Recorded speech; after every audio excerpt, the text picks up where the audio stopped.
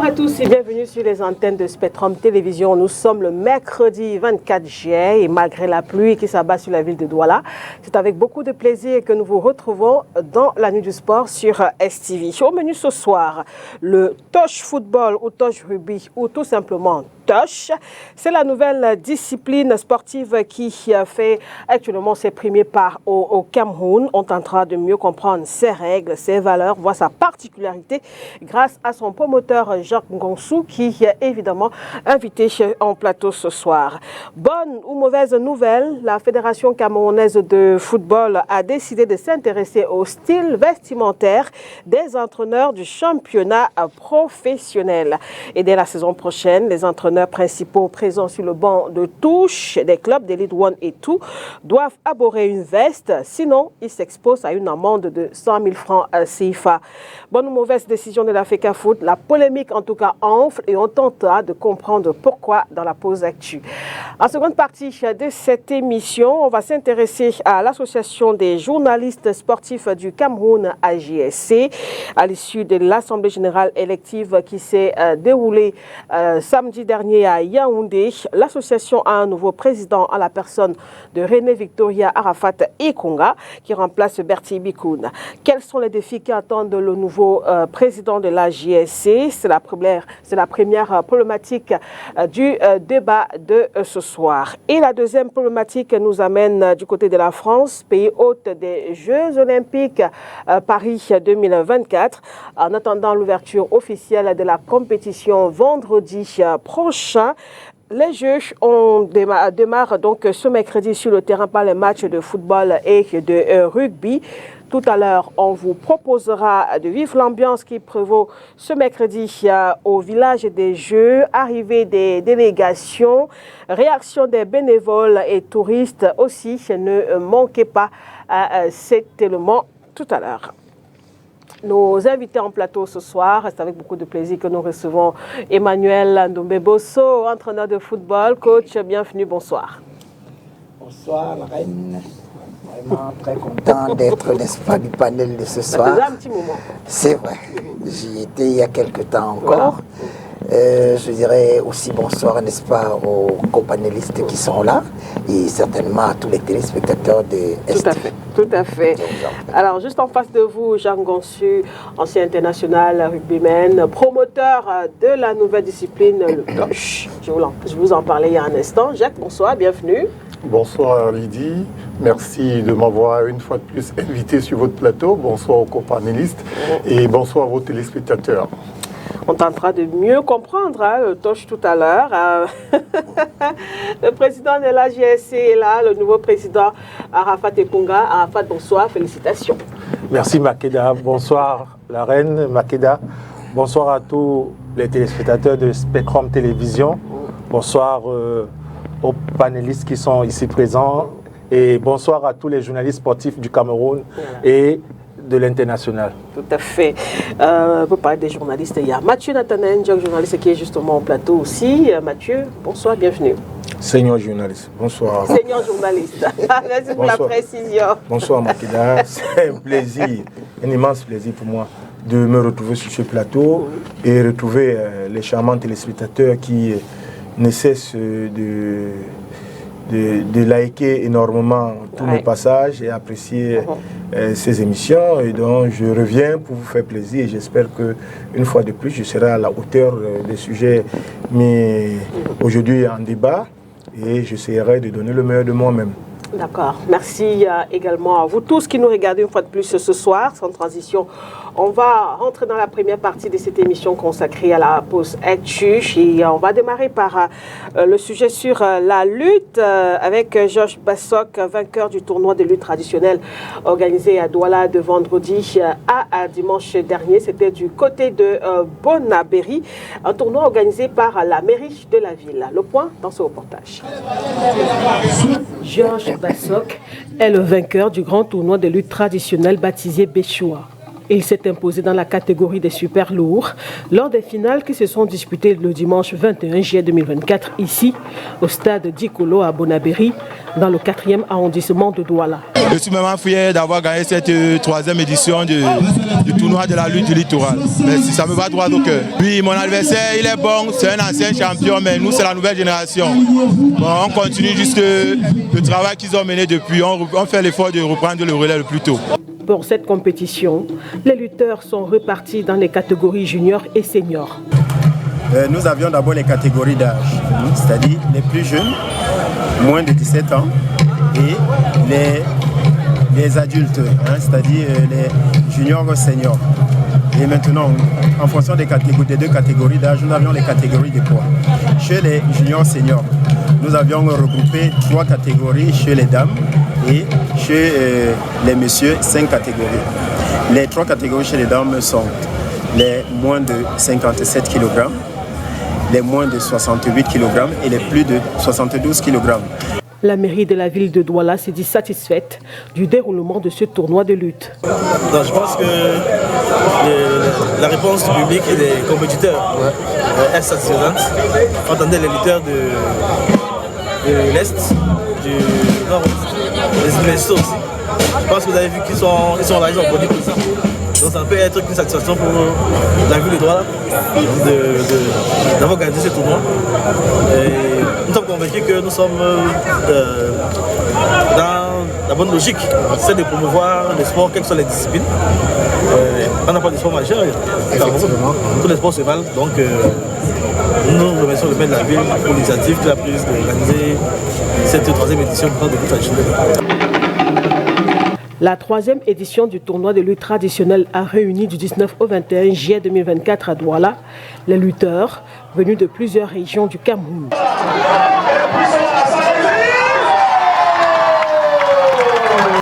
Voilà pour ces images de la lutte traditionnelle, 3e édition de ce tournoi organisé par la mairie de la ville de Douala. 22 lutteurs venus de plusieurs régions se sont justement réunis à Bonabéry et c'était l'apothéose dimanche dernier. Peut-être un petit commentaire rapidement, Mathieu Nathanaël. Ce sont des disciplines qu'on ne voit pas beaucoup.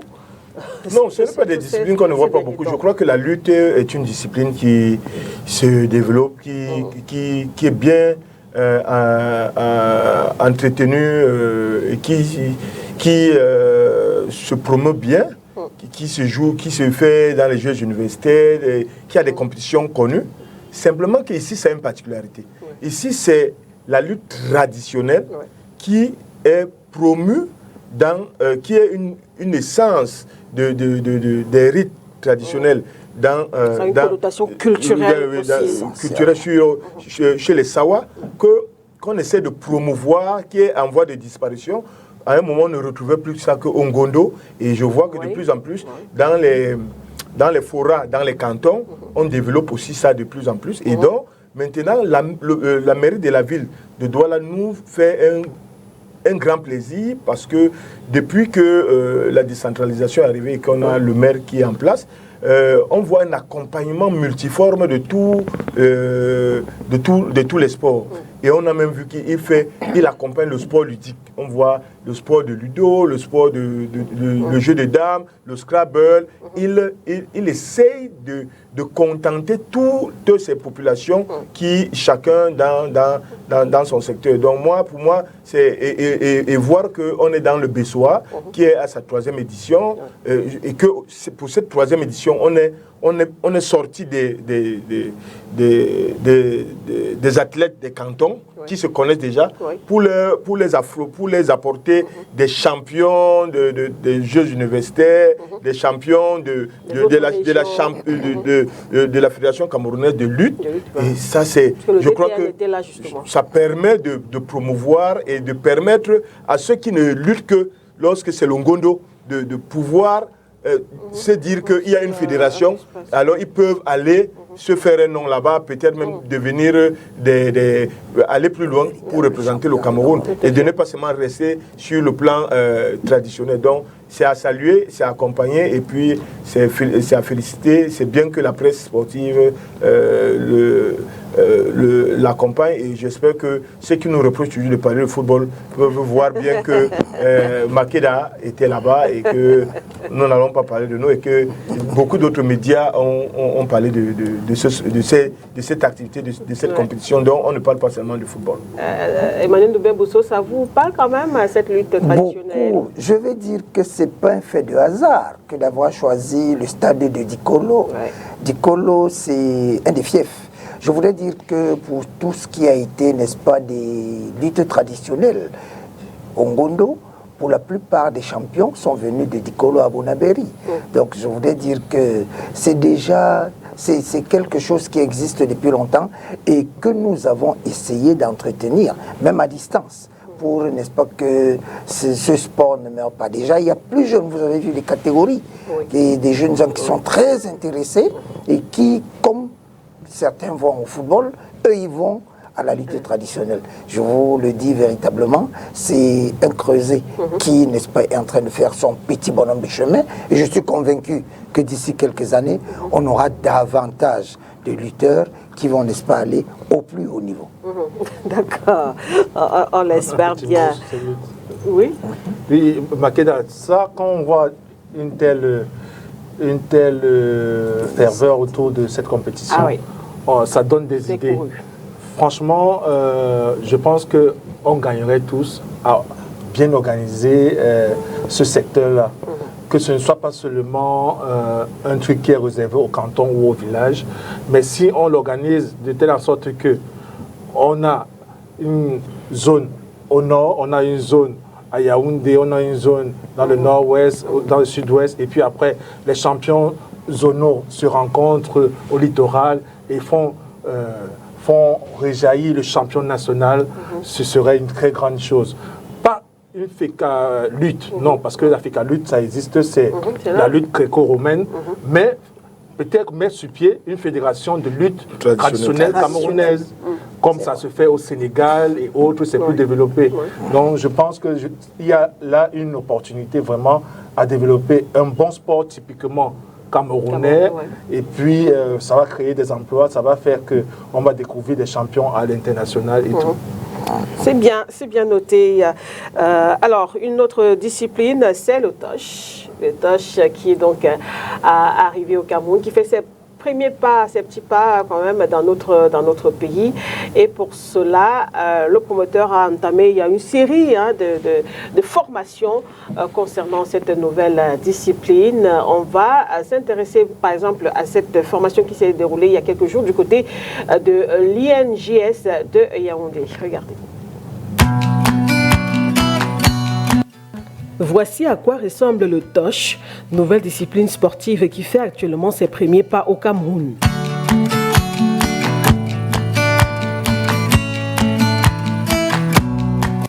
Le promoteur du toche n'est autre que l'ancien international rugbyman Jacques Ngongsu, qui a entamé une campagne de vulgarisation de cette discipline à travers des formations. Oui, effectivement, comme prévu, la formation qui concernait la pratique du toche football, du toche tout simplement, est là aujourd'hui et on est en train de travailler pour pouvoir former les futurs encadreurs qui vont se déployer sur le terrain, prêcher la bonne nouvelle. Et ce qui est très intéressant aujourd'hui, c'est que dans le corps des encadreurs ou futurs encadreurs qui sont là, on a une pluralité et diversifiée de personnes qui pourront aller soit dans le toche paralympique ou bien dans le toche corporate ou bien dans le toche dédié à l'encadrement académique, c'est-à-dire scolaire et estudiantin, et dans le toche même des quartiers. Donc ça fait plaisir de voir une diversité pareille. Ces apprenants découvrent ce sport originaire d'Australie et pensent déjà à en faire une profession après leur carrière. Je suis là aujourd'hui, c'est pour apprendre cette nouvelle discipline, le touch, qui m'a impressionné. Et j'ai décidé de venir toucher du doigt et apprendre aussi parce que c'est une nouvelle discipline. Et en tant qu'apprenante, vu que je vise dans je suis d'abord déjà une sportive. Et pensant donc à mon après-carrière, j'ai pensé qu'il était nécessaire que je vienne m'informer de ce qui se passe. Qu'est-ce que c'est que le touch rugby? C'est une discipline, une nouvelle discipline qui m'a beaucoup frappé à l'œil. Mon nom c'est Mbassile Malin Clovis, professeur d'éducation physique et sportive, option activité physique adaptive. Mon but pour cette formation est de vulgariser le non seulement de contribuer au développement du touch, de la discipline touch au Cameroun et plus particulièrement du paratoche. Implémenter le paratoche au Cameroun, et en Afrique et voire même dans le monde.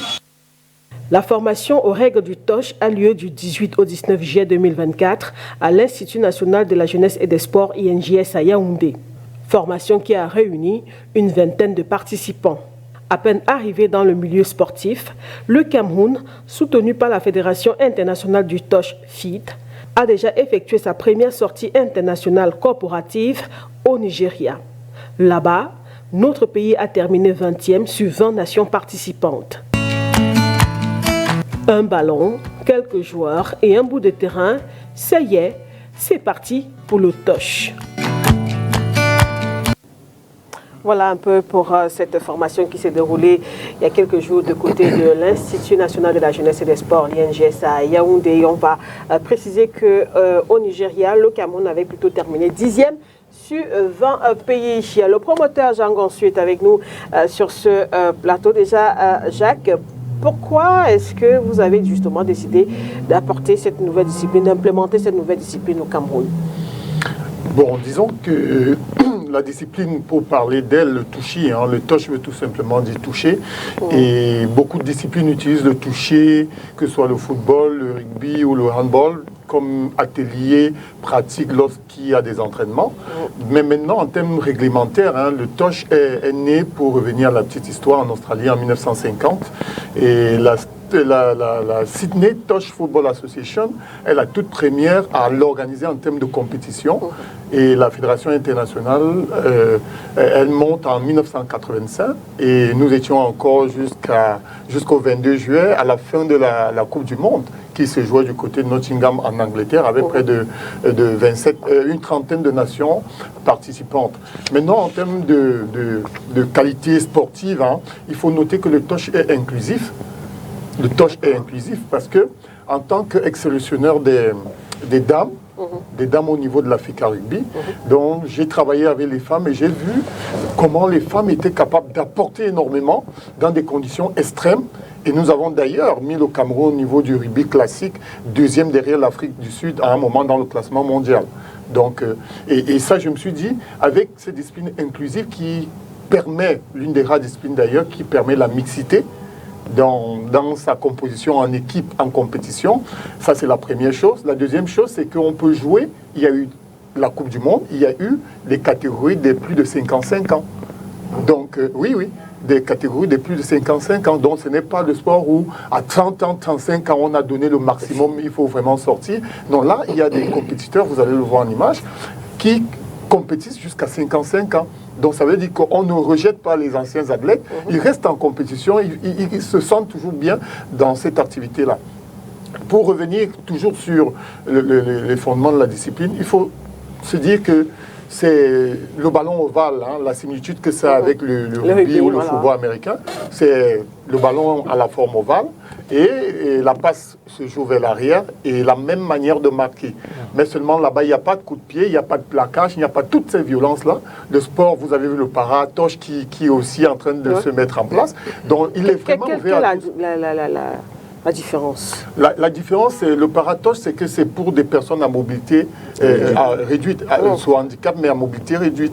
Donc le professeur qui était là, il a une main qui est invalide totalement, mais si vous le voyez en train de travailler, vous ne savez même pas s'il est invalide d'une main ou pas du tout, parce qu'il passe également les ballons. Donc, il y avait cette phrase pratique à l'ING, théorique et pratique, et tous les enseignants, tous ces professeurs d'EPS qui étaient là, et entraîneurs même d'ailleurs dans d'autres disciplines, sont venus découvrir parce qu'ils ont appris la nouvelle, ils se sont intéressés un peu sur le net, ils ont dit non, c'est mieux d'aller voir parce que ça devient intéressant à distance, il faut aller toucher du doigt.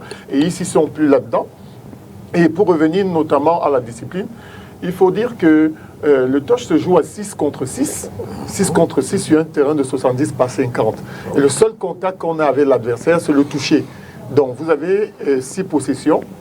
Donc vous avez une possession de 6 touchés. Si vous êtes touché 6 fois par l'adversaire, ou bien si vous touchez 6 fois l'adversaire, parce qu'il y a un touché offensif qui relève de la tactique ou de la stratégie. Donc je suis attaquant, je porte ma balle, je décide où aller toucher parce que je veux fragiliser un secteur défensif en surnombre.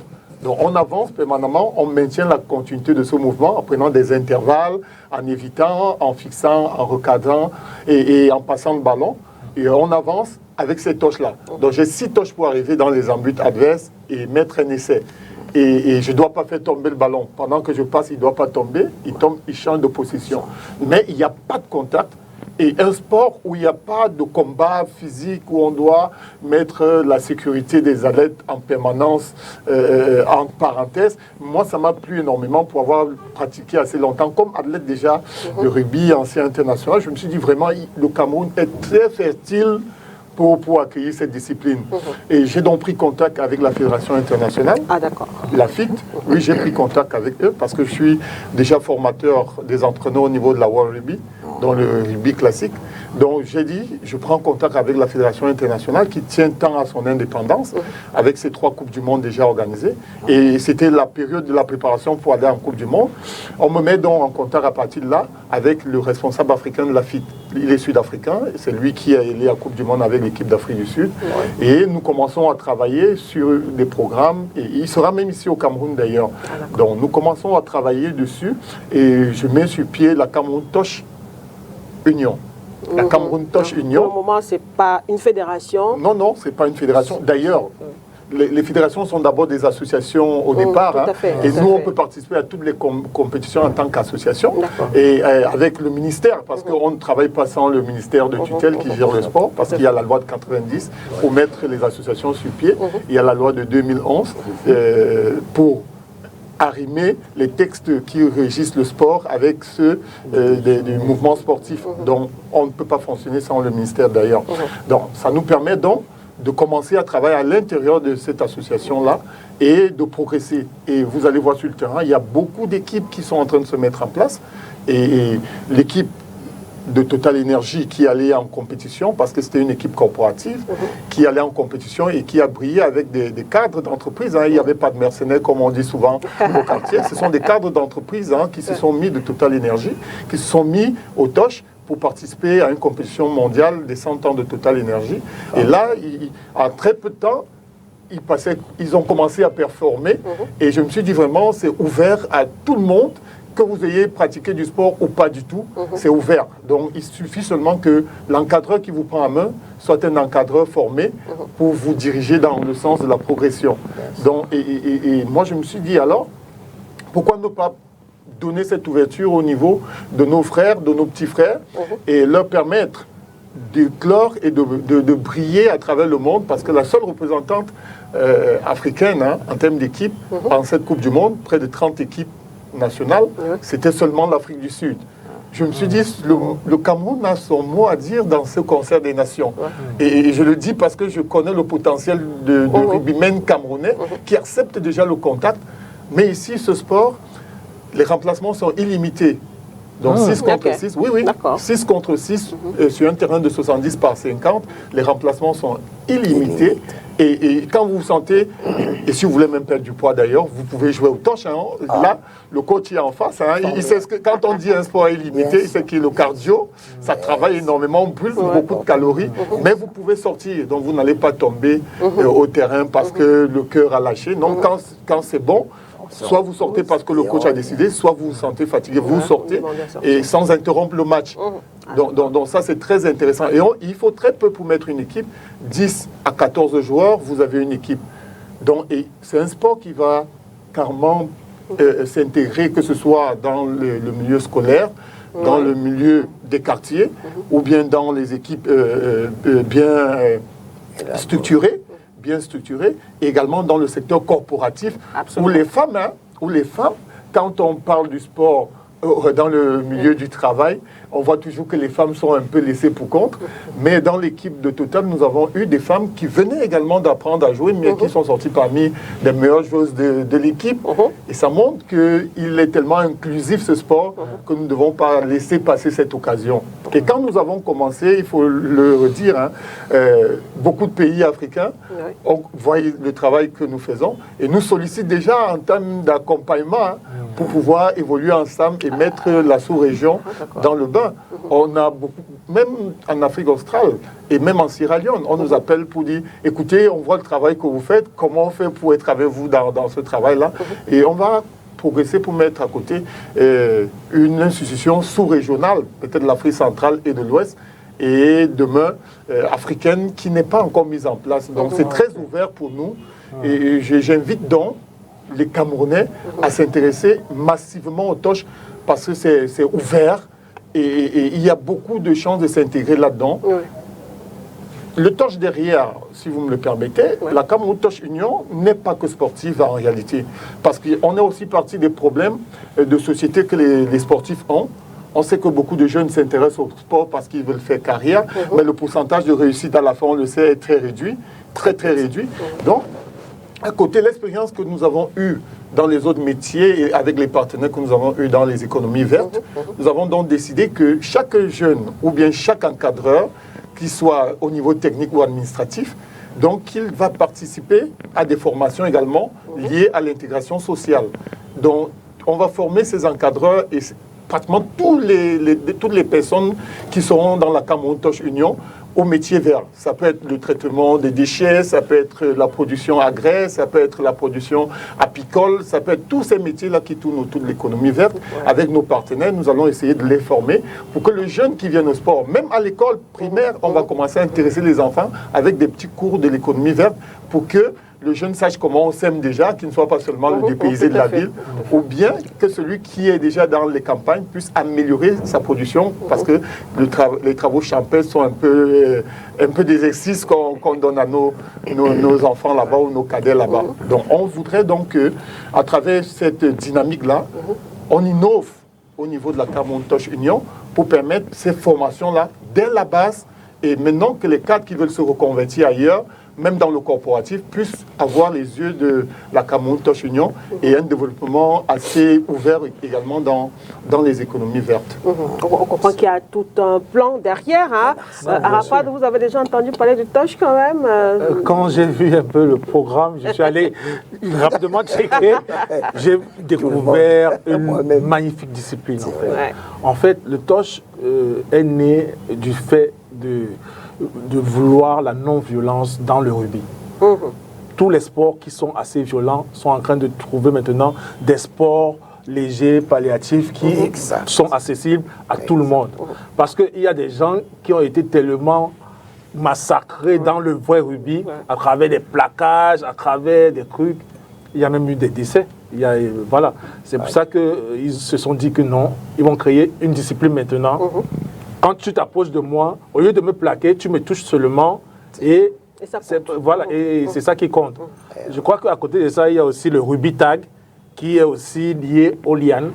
Quand tu enlèves la liane de quelqu'un qui est sur son short, ça compte comme un plaquage. Donc, tout le monde va maintenant vers la non-violence des sports et je crois que c'est quelque chose qui va faire que beaucoup de gens vont se lancer dans ce nouveau sport qui est non violent. Parce que quand tu dis, aucun parent maintenant ne veut mettre son enfant au rugby. Au rugby, même nous qui sommes un peu costauds là, c'était difficile que ton parent t'envoie faire le rugby parce que tu vas rentrer avec les dents cassées. Maintenant, avec le rugby TOSH, c'est pour ça qu'il a dit que même les gars de 55 ans, même jouent au rugby TOSH. Donc c'est un sport vraiment sain. Et je crois que c'est un vaste chantier qui va même donner aussi du travail aux Camerounais. Et puis, un bon courage, Président, dans cette initiative, dans ce chantier. Coach, c'est la première fois que vous entendez parler du TOSH C'est la première fois, mais quand j'ai vu le programme, j'ai bien voulu savoir qu'est-ce que ça représentait. Bon, j'ai eu des bribes. Et je me disais qu'avec, n'est-ce pas, toutes les explications qu'il vient de nous donner, c'est vraiment intéressant. Et même que je me dis, vous savez, nous nous inspirons des autres sports, parfois pour meubler notre football. Et c'est comme ça, n'est-ce pas, qu'à l'intérieur de ce que j'ai vu faire, on peut utiliser certains de ces schémas pour, n'est-ce pas, les adapter au football. Et ça peut permettre, n'est-ce pas, des exercices qui vont, n'est-ce pas, nous donner d'autres ouvertures différentes de celles que nous avons l'habitude d'utiliser. Je crois que c'est la bienvenue dans tous les cas. C'est la même lecture aussi, Mathieu. On sait quand même que c'est une nouvelle discipline qui arrive dans un environnement où le Cameroun compte plus d'une cinquantaine. Plus de soixantaine de... Voilà, pratiquement. Non, il y a les fédérations officielles et qui sont olympiques, et puis il y a une multitude d'autres fédérations qui ne sont pas olympiques, qui fonctionnent. Donc, ce que moi je voudrais d'abord dire, c'est que pour moi, j'ai un pincement au cœur parce que c'est une grosse perte de perdre un instructeur du rugby comme Ngomsu, que le rugby camerounais perde un expert comme lui. Il est encore là, hein, mais il est déjà en train de partir. Il allait déjà partir. Et tout simplement à cause des crises qu'on connaît dans nos fédérations. Les crises interminables. Voilà un expert qui est en train de chercher une autre voie. Et c'est le rugby camerounais qui perd comme ça une forte expertise, une grande expertise. Et donc, c'est d'abord mon premier regret. Donc, après avoir dit ça, je peux simplement dire que je sais que mon ami Jean Ngomsu est un homme, tout ce qui touche, il transforme en or. Et donc, je suis confiant que très rapidement, Tosh va devenir une fédération au Cameroun et qu'avec l'ambition qu'ils ont, ils vont finir par créer une confédération africaine du Tosh.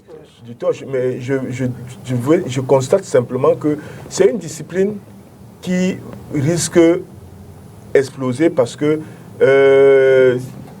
dans sa pratique, tous ceux qui ont fait les autres sports peuvent se reconnaître et donc peuvent se reconvertir rapidement. Parce que tu sois au football, dans les exercices physiques pratiques, souvent, les taureaux, on voit bien que on applique le touch. Quand tu vas au handball, tu vois qu'on applique le touch. Tu vas au volleyball, tu vois que quand on sort du filet, on applique le touch pour travailler le cardio. Et donc, tu vois que quand les gens vont découvrir ça, ils vont se dire, si j'ai fini ma carrière ici, je peux me reconvertir facilement ici parce que les exercices là, nous les avons déjà faits quand on faisait d'autres disciplines, le basket. Et bon, maintenant, on peut le faire ici. On va simplement beaucoup plus s'appliquer, respecter les règles. Donc, je crois que avec la promotion, c'est une discipline qui risque connaître rapidement son envol et je le souhaite bon vent. Alors peut-être pour sortir, Jean Ngomsu, Mathieu un peu embrayé sur la question qui était celle en rapport un peu avec l'Africa Rugby. Est-ce que vous avez fui la Fédération camerounaise de rugby définitivement, Jacques? Non, on ne va pas le dire. Hein, on va pas le dire. D'ailleurs, je n'ai fui aucun sport. Je suis un acteur du mouvement sportif camerounais et africain, voire mondial. Donc, partout où je suis sollicité et que je peux apporter une expertise, je ne suis pas toujours obligé d'être devant les caméras. Donc, partout où je suis sollicité pour avoir mon expertise du sport camerounais, si j'ai du temps, je vais le partager avec les personnes qui me convient à ces échanges-là. Il n'y a pas de souci à ce niveau.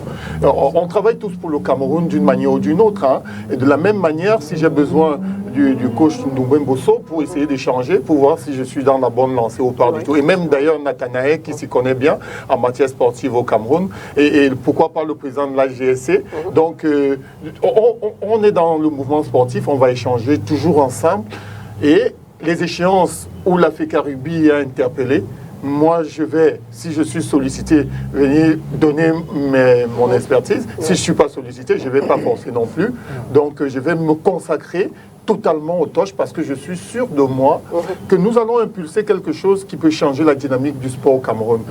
Je reste sur l'aspect social parce que il a dit c'était déjà un sport qui a été fait à cause de la violence. Donc on a voulu réduire totalement la violence dans le sport pour que le sport reste quelque chose de partage, d'intégration, d'inclusif et que même la femme ait son mot à dire véritablement, qu'elle ne soit pas seulement une fait valoir. Ça c'est l'une des choses. Mais la deuxième chose également, c'est que le sport camerounais ne doit doit plus être celui qui enfonce les jeunes, la jeunesse. C'est pour ça que derrière, vous voyez le plan social de formation des jeunes au métier des économies vertes. Et c'est même l'avenir. C'est même l'avenir. L'avenir, c'est dans les économies vertes, dont nous sommes dedans également. Et nous voulons donc associer ce sport-là au développement durable. Et ce développement durable passe donc, et c'est quelque chose qui va se faire. Et les autres fédérations, nous essayerons de discuter également avec les autres fédérations pour donner notre vision des choses et comment est-ce que ces choses peuvent également être implémentées dans ces différentes fédérations-là. Et c'est le Cameroun qui en sortira de grands bénéficiaires. Et l'Afrique aussi, hein, parce que nous sommes déjà suivis avec le petit mouvement que nous avons commencé. Les autres veulent déjà cette expertise-là, alors que nous sommes encore aussi à l'école. Donc ça montre tout. Nous sommes sur la bonne voie. L'intérêt africain qui est marqué nous encourage à aller faire davantage. Oui, coach. Oui, moi je vais le dire, hein, c'est qu'on était habitué au football, volley, basket, handball, uniquement, n'est-ce pas, ce que nous avons trouvé. Mais aujourd'hui, je donne un exemple, hein, il y a le Maracana qui est arrivé, il y a d'autres sports pour lesquels vous ne pouvez pas imaginer l'engouement que ça a créé chez les jeunes. Ça a pris, n'est-ce pas, un développement qui ne dit pas son nom. C'est même, je peux vous dire, c'est les disciplines, quand elles arrivent, les gens se disent que on est fatigué de ce football, du handball et de toutes les autres disciplines. Encore que lorsqu'on voit le bien fondé de ce que procure le touch aujourd'hui, je suis convaincu que non seulement ceux qui, dans leur intention, n'étaient plus prêts à continuer, n'est-ce pas, sur le plan sportif. Aujourd'hui, on fait de la compétition, mais une compétition calme, tranquille, pour laquelle on n'a pas besoin, n'est-ce pas, de se casser la tête et autres. Mais un entretien, comme il a dit tout à l'heure, ça permet, n'est-ce pas, surtout pour les femmes, de maintenir leur ligne, et pourquoi pas ceux des autres, n'est-ce pas, le président, ça va lui faire du bien pour revenir quelque part aussi. Bien sûr. Moi, je suis convaincu de cela. Donc, je crois que c'est, une fois de plus, la bienvenue, n'est-ce pas, le touch. Alors, dernière question, Jacques. Il y a eu cette formation à l'INGS. Quelles sont peut-être les autres actions qui vont suivre? Bon, c'est un volet de formation. L'INGS, c'était Yaoundé, c'est quand même la capitale.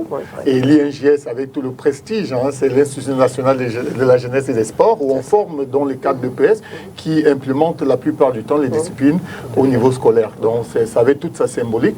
Et je suis content parce que les professeurs d'EPS étaient les premiers à répondre présents. Donc ça, c'était un indicateur très important. La deuxième chose, c'est qu'après, ce sera Douala. Dans une semaine et demie, ce sera Douala. C'est une tournée carrément nationale. Ce sera Douala pour absorber les personnes désireuses de se former dans le littoral. Et ensuite, ce sera l'ouest et on terminera par le nord. Cela va aboutir dans 3 mois à la première compétition de touch qui sera organisée. Premier tournoi national de touch mixte. Donc, vous allez voir les hommes et les femmes jouer ensemble et gagner ensemble. Donc, il n'y a pas de non, tu es faible, tu es plus fort. Non, non, non, ça joue très vite et très bien. Les matchs de la Coupe du Monde, quand vous voyez les équipes mixtes, vous ne reconnaissez pas les femmes ou les hommes dans l'équipe. C'est l'équipe tout simplement. Et quand on est fatigué, on sort, on se fait remplacer. Donc après cela, on va organiser dans les compétitions et commencer à structurer les futures équipes nationales par rapport aux catégories. Vous avez les plus de 35 ans, plus de 40 ans, plus de 45 ans, plus de 55 ans. Vous avez aussi les couches jeunes.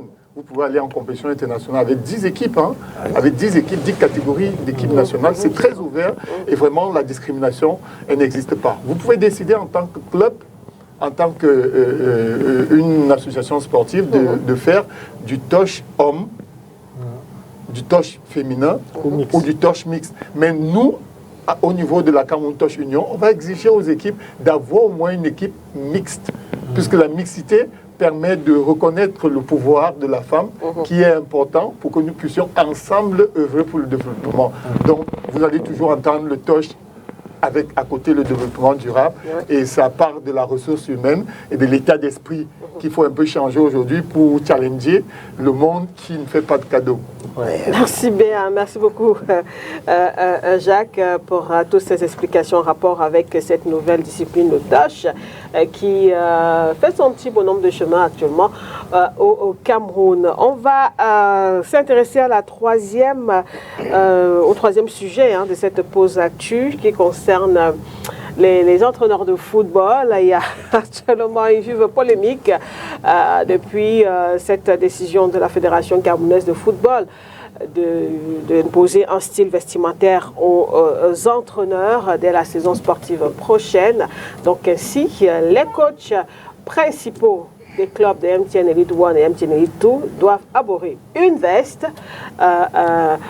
Sinon, amende 100 000 francs. Pour aller acheter la veste. Et depuis, Mathieu, avant d'avoir l'avis du coach qui est particulièrement intéressé, entre autres, lui en tant qu'entraîneur, par cette décision, quand vous l'avez vu, qu'est-ce que vous avez pensé? Non, moi j'ai encore vu que c'était un roubladiste de l'Africa Foot, simplement parce que j'ai été un peu ahuri de constater qu'à l'Africa Foot, on gère sur les communiqués sur les cheveux, communiquer sur les licences, communiquer sur les chaussures, communiquer sur les bas, communiquer sur les tenues. Non, on nous fatigue avec les... C'est la preuve simplement qu'à l'Africa Foot, on gère de manière autocratique et totalitaire. Le football, la fédération, comme cela, son nom s'indique, c'est une fédération, c'est une association. Elle est là pour fédérer. On ne gère pas une fédération en faisant de la dictature. Donc, moi, je pense que si la fédération veut aménager des choses pour la saison prochaine, qu'elle fasse asseoir ses interlocuteurs qui sont les présidents de club, qu'elle fasse asseoir les entraîneurs, qu'elle fasse asseoir tous les secteurs d'activité, les médecins, les kinés, que sais-je encore, tout ce monde-là, à chacun fait des rencontres pour voir ce qui a marché, ce qui n'a pas marché, ce qu'on peut projeter, qu'est-ce qu'on peut améliorer, et à la fin, sortir de ce carnaval-là un TDR qui permet de projeter sur les aménagements de la saison prochaine. Moi, on ne peut pas rester que quelqu'un reste dans son bureau, il s'élève, il dit, il faut aujourd'hui que les entraîneurs de football commencent à porter des vestes. Bon, si un entraîneur met une veste Zazou sur lui, comme on dit au Kati, s'il met une veste, ça veut dire quoi? C'est-à-dire qu'il met une veste hors norme. Oui, vous voulez la veste, il fait taille 38, il prend une veste taille 72. Mais même les mains ne sortent pas. C'est la veste. Ce n'est pas ça. On n'avait pas besoin de parler de la veste. On avait besoin de parler d'un code vestimentaire.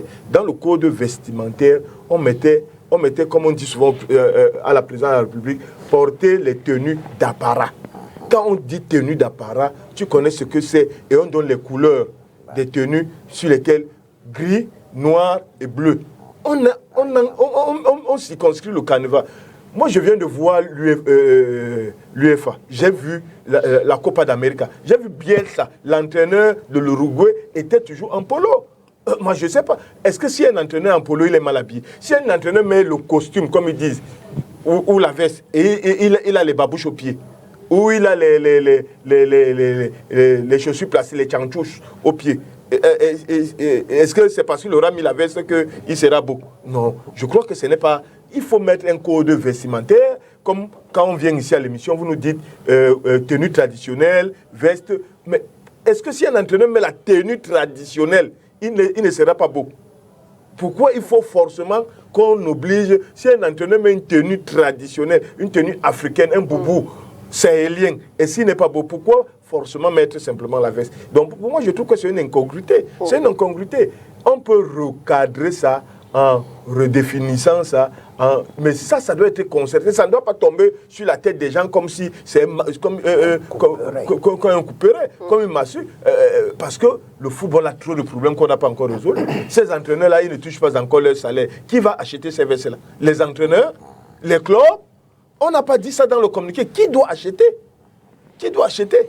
Maintenant, est-ce que dans le contrat de l'entraîneur, l'entraîneur doit exiger, j'ai 32 matchs, il me faut 16 vestes, donc une veste pour 2 matchs. Mais finalement, on ne sait pas, on est dans un imbroglio. Je crois qu'on aurait... L'idée est bonne, dans le fond, l'idée est bonne.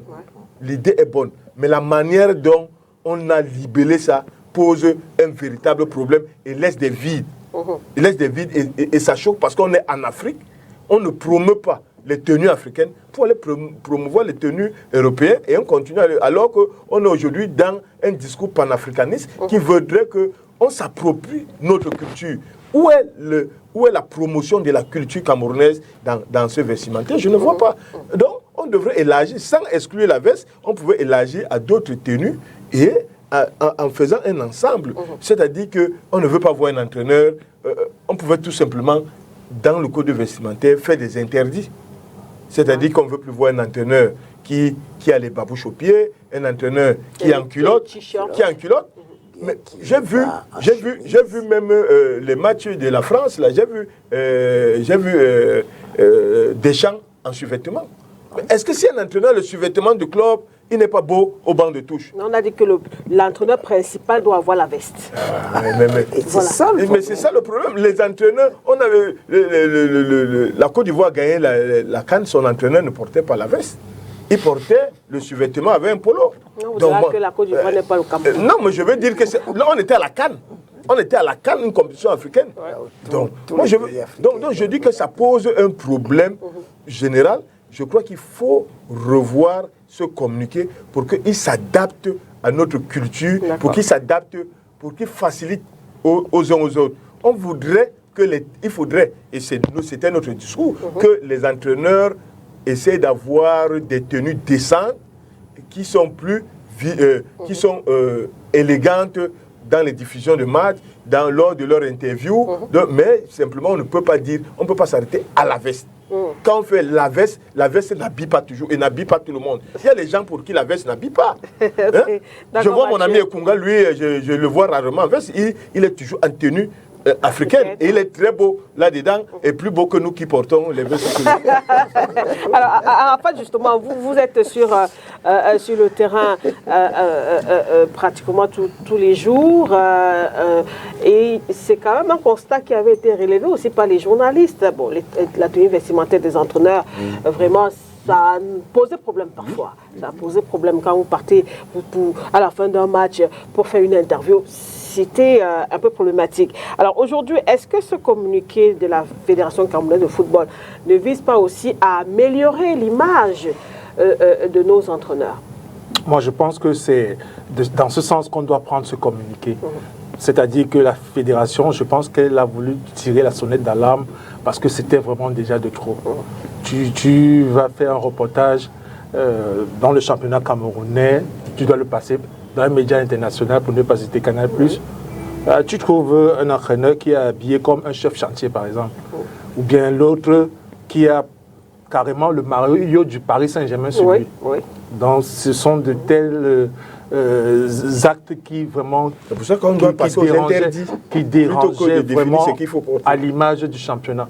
Je pense qu'actuellement, tous ces entraîneurs sont conscients que c'est quand même une sonnette d'alarme qui a été tirée et chacun doit se battre à être convenable sur le banc de touche. Il ne faut plus que les entraîneurs viennent avec des t-shirts de funérailles ou bien des babouches. Donc, on a vu des entraîneurs, des jeunes entraîneurs comme les Oumarou Sokba qui étaient toujours tirés à quatre peines. Même à Roga, il mettait sa veste de dynamo. On reconnaît notre grand patriarche Sango par son chapeau melon, toujours tiré. C'est cet exemple que les entraîneurs doivent prendre. Et comme Mathieu a dit, les entraîneurs, ce n'est pas que tout le monde doit avoir la veste. Vous pouvez aller prendre une bonne tenue africaine, vous mettre sur le banc de touche, ou même un bon polo bien propre, vous mettez sur un banc de touche comme Hansi Flick le fait avec, en Allemagne. Beaucoup de coachs même portent des chemises et puis il tire la chemise comme ça, bien propre, blanche, avec son enfilage là, il est bien. Donc moi je pense que c'est dans ce sens que peut-être la Fédé a voulu mettre sur pied ce communiqué, cette décision, et que peut-être à la longue ils vont approfondir et puis dans les détails dire aux entraîneurs comment ils doivent être convenables sur le terrain. Et je veux embrayer dessus pour parler aussi des journalistes. Nos confrères aussi doivent faire les efforts. On doit faire les efforts à tous les niveaux. Quand tu viens couvrir un match, nous, on doit se dire que le stade, c'est notre bureau. On va au travail, là. Oui, on va au travail. Le stade, c'est notre bureau. Tu ne peux pas venir couvrir un match bien assis Et tu exiges à l'entraîneur d'être beau, et toi-même, tu as les barbouches, ou bien tu as la culotte. Et tu vas commenter sur la tenue de l'entraîneur qui était mal habillé, alors que toi qui l'as interviewé, et toi qui fais le papier, tu es mal habillé. Tu as raison, président. Chers confrères, vous devez faire... Ah, ça c'est un premier combat du président. Non, ce n'est pas un combat. Les confrères comprennent cela. Quand vous allez, par exemple, dans une compétition internationale, comme la CAN dernièrement, la Fédération africaine de football vous met dans de bonnes conditions. Oui, même votre tribune est bonne, elle est belle, juste en dessous de la tribune présidentielle. Donc vous êtes considérés comme des personnes VIP. Il est inadmissible qu'un journaliste vienne couvrir un événement sportif, que ce soit le rugby touch ou bien le basketball étant débraillé. Donc nous devons vraiment prendre cette décision de l'Africa Foot comme une chose qui est bienvenue, soit pour les entraîneurs, que pour les journalistes et les présidents. Il y a certains présidents, son équipe a match. Le gars vient carrément en barbouche. Il vient en barbouche, il s'assoit à la tribune présidentielle. C'est vrai que ce sont des petits matchs, mais tous les matchs doivent être pris au sérieux. C'est pas parce que Dynamo va aller jouer à Bomban que l'entraîneur va s'habiller en culotte pour coacher le match au stade d'Abomban, non? Il faut qu'on soit vraiment conscient que c'est quelque chose qu'il faut améliorer, pas pour nous, mais pour l'image du championnat local. Voilà. Alors, coach Emmanuel Doumbé-Bosso, comment est-ce que vous avez accueilli cette décision de la Fédération camerounaise de football? C'était pas évident parce que, je l'ai dit, peut-être moi je compte peut-être personnellement pas le nombre de vestes qui sont allées à la poubelle après un match. Imaginez-vous tel que vous êtes en train de gérer et il se met à pleuvoir. Voilà un smoking qui est parti. Est-ce que la fédération va vous le remplacer un jour? Jamais. Mais on exige pourtant que l'entraîneur soit habillé. Et comme disait Nathanaël tout à l'heure, qui va, n'est-ce pas, assumer?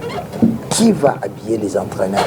On peut encore demander, n'est-ce pas, qu'il y ait un code vestimentaire, n'est-ce pas, on dira, n'est-ce pas, propre, présentable, quitte à ce que les uns et les autres ne se présentent pas en des tenues pas très acceptables sur le banc de touche. Parce que lui, c'est un modèle. Et beaucoup de personnes aimeraient s'identifier à lui par rapport même à ses tenues. Comme il disait, le jeune frère Sokba Omarou, qui, n'est-ce pas, lui, il a cette culture. Peut-être qu'il nous a titillé quelque part un jour. Il nous a dit que vous nous avez inspiré depuis le matin. On a vu, peut-être après vous êtes revenu dans les jeans parce que c'était un peu une autre forme, n'est-ce pas, de vous habiller, mais qui était toujours propre. Mais on vous a vu à l'œuvre avec tous les jours, tous les matchs, une veste. C'était cela. C'est vrai, c'est pas tout le monde qui a cette culture. Peut-être que c'est instinctif que les uns et les autres se mettent là-dedans. Mais moi, je crois que c'est propre. Qu'il faudrait dire, les entraîneurs principaux, vous devez, à défaut peut-être, d'avoir le survêtement de l'équipe, être différemment habillé, mais bien habillé. Il ne faut pas dire seulement en veste ou en costume. Ah, mais coach, quand mettez plus les interdits, c'est-à-dire que si on ne plus mettre les maillots des équipes européennes, porter quand il faut porter le polo de son équipe, de l'équipe, ou avoir une tenue décente et de préférable même avec un logo de l'équipe, des choses comme ça. En général, mais on ne peut pas seulement dire la veste. Moi, je crois que mon problème, c'est parce qu'on a dit seulement la veste. Si, c'est la veste. C'est pas respecter ces 100 000 francs qu'il faut payer. Oui, mais moi, je suis choqué parce que l'association camerounaise des entraîneurs de football est muette. Voilà, elle n'a pas encore réagi. Elle devrait négocier pour qu'on revoie ce communiqué-là. Ce que nous sommes en train de demander, c'était, n'est-ce pas, que les équipes aient des vestes avec le logo de leurs équipes. Voilà. À ce moment, il n'y aura plus de hasard. Si on voit, n'est-ce pas, comme nous voyons l'instructeur ici, avec, n'est-ce pas, une veste et un logo. Mais c'est de sa fédération. Mais oui, à ce moment, on paierait 100 000 francs sans réfléchir. Mais seulement si c'est une veste qui dépend de l'entraîneur, déjà, il faudrait encore apprécier de la qualité de la veste. Et maintenant, il faudrait qu'on se dise que, est-ce que ça rentre dans le budget de l'équipe? Est-ce que ça rentre dans la signature de l'entraîneur, du contrat et autres?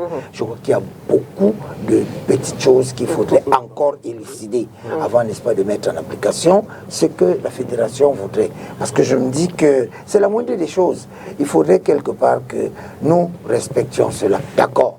Mais seulement, il faudrait aussi ménager les conditions. Aujourd'hui, on a connu tous les désagréments. Parce que, est-ce que les salaires suivent? On a eu tous les problèmes parce que les salaires n'ont pas suivi. Et chez les joueurs, et chez les entraîneurs, et tout. Même, parfois, vous faites des signatures. On vous dit, OK, une avance. Et le reste, vous le trouvez. Au contentieux. Je dis n'importe quoi. Mais vous comprenez que c'est autant de choses, n'est-ce pas, qu'il faut essayer de voir pour mettre une exigence sur le vestimentaire de l'entraîneur. Alors, peut-être pour sortir de ce sujet, hein, parce que normalement on devrait déjà rentrer dans la seconde partie. Jacques, est-ce que cette décision aussi ne vient pas interpeller notamment, si on peut dire ça, hein, la commission marketing des équipes de football? Vous faites bien de le relever, hein. Vous faites bien de le relever. Et je pense que Nathaniel l'a dit, hein. Il a essayé de ressortir la majeure partie des aspects qui relèvent de l'intention, la note. La note, dans le fond, elle est bonne. C'est vrai. Elle est bonne, il faut le reconnaître. Maintenant, il y a l'environnement. Et pour toucher cet environnement-là, il faut associer. Il faut consulter et voir dans quelle mesure le message va passer et être appliqué sans qu'il n'y ait à la fin les contestations. Parce que quand c'est frappé du haut sur la tête, ce sont des contestations qui vont pleuvoir souvent sur la forme. La démarche peut être mauvaise alors que le fond en lui-même était bon. Et l'environnement tient compte de quoi? Est-ce que nous sommes obligés? Vous avez des personnes qui sont encore très réfractaires à tout ce qui est Occident parce qu'il y a l'esclavage, il y a la colonisation, les vestes, ils vont prendre ça toujours comme... Surtout si vous l'imposez. Si vous imposez la veste, il va dire non, aujourd'hui, moi je suis en train de militer pour l'africanisme, moi c'est la culture africaine, moi je veux valoriser nos talents africains comme le président Ekunga est habillé là. Donc, pourquoi ne pas avoir un vestimentaire africain pour les entraîneurs? Une veste africaine, par exemple, ou bien un boubou africain, ou bien des saillons africains. Tout cela peut se revoir, mais à condition de ne pas heurter les sensibilités quand on passe dans l'échange. Il y a, au-delà de cette valeur culturelle et historique, on va rentrer dans le professionnalisme. Le professionnalisme exige ce que tout le monde a relevé sur ce plateau. Que nous soyons propres, que nous soyons présentables, que nous suscitons des envies, des passions à travers notre manière de nous vêtir. D'ailleurs, le coach Ndoué Bosso a certainement inspiré plus d'un. Donc ça, c'est quelque chose qui est important. Vous ne valorisez pas tout le souvent, il vient même souvent en tenue traditionnelle, avec le sanja. Et il est beau. Il est beau. Je voulais demander si on va m'amender. Je revenais encore sur mon banc de touche, un de ces jours, en paille et en chemise, avec tous mes... Et qui coûte 4 fois à 5 fois plus cher que les vestes de Kololo. Non, pas seulement de Kololo. Par rapport, n'est-ce pas, à la qualité de mon pagne. Voilà, ça, il faut faire très attention avec ça. Donc, il y a tout ça qu'il faut relever, mais il faut aussi voir derrière le marketing. Si la fédération, à partir de ses partenaires, a eu des exigences de mieux valoriser l'image de la FECAFOOT et notamment des hommes qui font ce boulot pour que le football soit plus beau et plus captivant qu'il ne l'est, ça, il faut le voir. Est-ce qu'il y a des exigences? Si oui, qui fournit les vestes? La FECAFOOT peut fournir les vestes, mais les équipes professionnelles, ou quand on veut rentrer dans la vraie formulation des équipes, il y a le kit manager. Et quand le kit manager est là, ça veut dire qu'il y a eu au départ des logos qui sont arrêtés pour l'équipe. Il y a eu des designs qui ont été Président, arrêtés. sans vous couper, fournir 16 vestes par saison, c'est pas évident. Hein. Ça, il faut le voir. Si vous fournissez, suivez. Moi, je vais aller plus loin. Pour avoir à maintes reprises traité avec des équipementiers, s'il y a une réflexion globale, il y a une acceptation du collectif, au moins la majorité, on peut produire des vestes ou des tenues adaptées avec des logos de club à des coûts très amoindris par rapport à ce que l'individu va aller chercher lui, sa veste et autre chose. C'est la même chose, il n'y a pas de différence. Il y a des maillots de foot ou des polos qui coûtent 45 000 francs. D'ailleurs, le maillot des Lions, il coûte combien? À comparer à des vestes à côté. Donc je pense que derrière, c'est plutôt la politique qu'il faut mener pour que, au lieu d'attendre que tel n'a pas porté, frappons plutôt celui qui n'a pas porté. Il l'a pas porté, que celui qui ne l'a même pas. On n'a pas les moyens de pouvoir se l'offrir parce que le salaire même déjà nourrit la famille avec le boulot de titan qu'il a bas, c'est pas évident. Donc je pense qu'il faut associer les personnes, les têtes pensantes, footballistiques ou pas du tout, parce que c'est pas toujours tout que les footballeurs vont réfléchir dessus. On devait dire tenues traditionnelles et tenues d'apparat. Voilà. Et chacun aurait compris ce qu'il les Lions d'antan, par exemple, n'étaient pas au Qatar avec c'était des belles tenues africaines. Il faut ce qu'on appelle le dress code. C'est-à-dire que si on a un dress code, on peut décider que les matchs du dimanche, ce sera telle tenue. Et le mercredi, ce sera telle tenue. Par exemple. Ou bien si un match est joué dans la cuvette, ou toutes les cuvettes du Cameroun, ce sera tel type de tenue qu'on voudrait voir, parce qu'il est retransmis en direct. À la télévision, il y a ça aussi. Tout ça peut se négocier. Voilà, tout ça peut se négocier, mais il faudrait que les têtes pensantes, également, les concernés soient les réflexions soient menées. Voilà, soit que ça tombe comme si c'est un couperet, même un coup de massue. Voilà. Pour chuter, je vais tout simplement dire ce que vous ferez. Je vais reprendre l'auteur de la citation. C'est-à-dire que tout ce que vous ferez sans moi, pour le faire sera toujours contre moi. Donc il faut toujours, même si c'est doté à la base de bonnes intentions, associer, essayer de convaincre. On appelle ça la gestion participative. Ou inclusive. Voilà. Donc le coach attend de savoir si sa tenue traditionnelle ne va plus passer sur le banc de touche. Est-ce qu'il recevra des amendes pour ça? Pour ça, je crois que c'est ce que je me suis posé comme question depuis ma mort. Je me suis dit, mais alors dorénavant, mon Sanja, il n'aura plus, n'est-ce pas, sa place sur le banc de touche, alors que souvent pour varier, je me mettais en tenue traditionnelle et puis tranquillement je gérais. Mais un entraîneur du Nord va venir avec sa gandoura. Et puis on ne va pas, n'est-ce pas, lui demander, on n'a pas précisé haute tenue que la veste. C'est ça le problème. Elle est quand même diversifiée un tout petit peu, parce que là c'est vraiment la reine. C'est pas évident là. On attend peut-être de savoir si avant le démarrage de la prochaine saison, la fédération pourra mieux mener il faudrait que les entraîneurs de football, comme le nouveau Bosso, tout à fait. Vous êtes partie de l'association justement, le bureau de leur association pour relever l'ajustement qui parle là et permettre que et les envoyer aller négocier avec la fédération pour essayer d'élargir. Nous sommes à pied d'œuvre parce que effectivement ça fait un boom dans le corps des entraîneurs. Ils se sont remués là pour dire que attendez, nous ne sommes pas quand même les derniers de la classe pour qu'on nous impose à nous la manière de nous habiller autre. On va s'asseoir, on va réfléchir et on va leur prendre quelque chose en réponse. Très bien. On attend et on va suivre ça de très près, coach.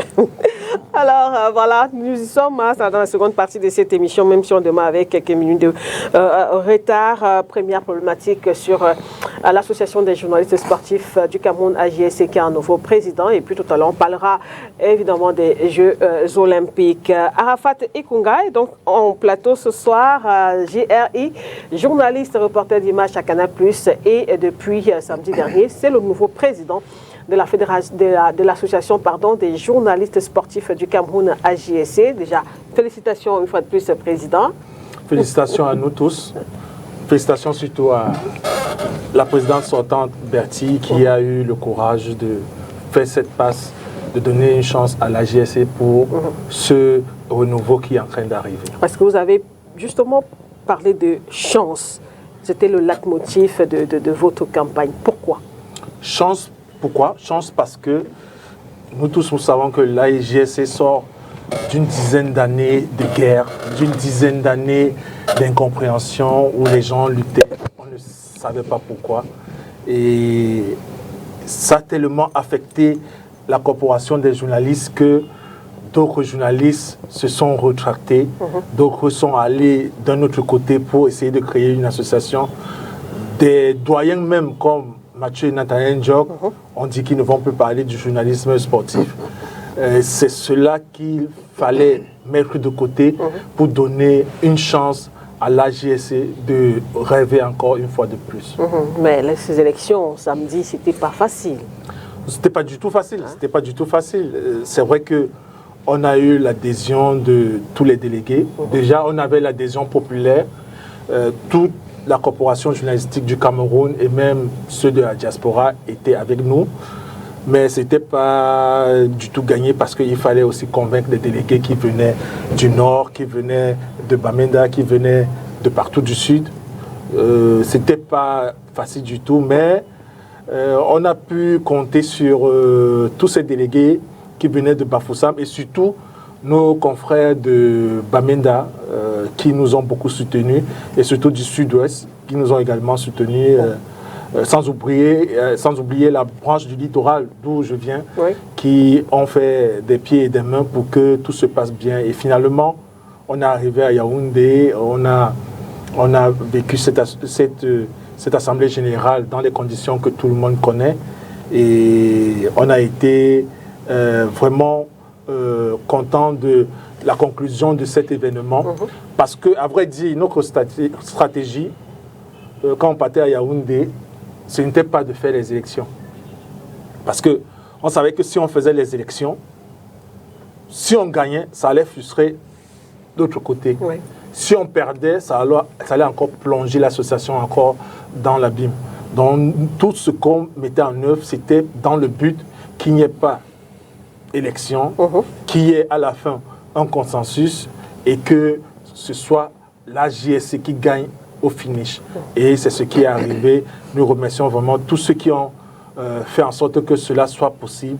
Et surtout, Madame Berti, la présidente sortante, et ses délégués. On voit Mathieu afficher un petit sourire. Vous n'êtes pas d'accord avec... Non, félicitations au bureau entrant de la GSC. Oui. Vous savez qu'il y a le libéralisme dans le mouvement associatif. Oui, absolument. Et donc...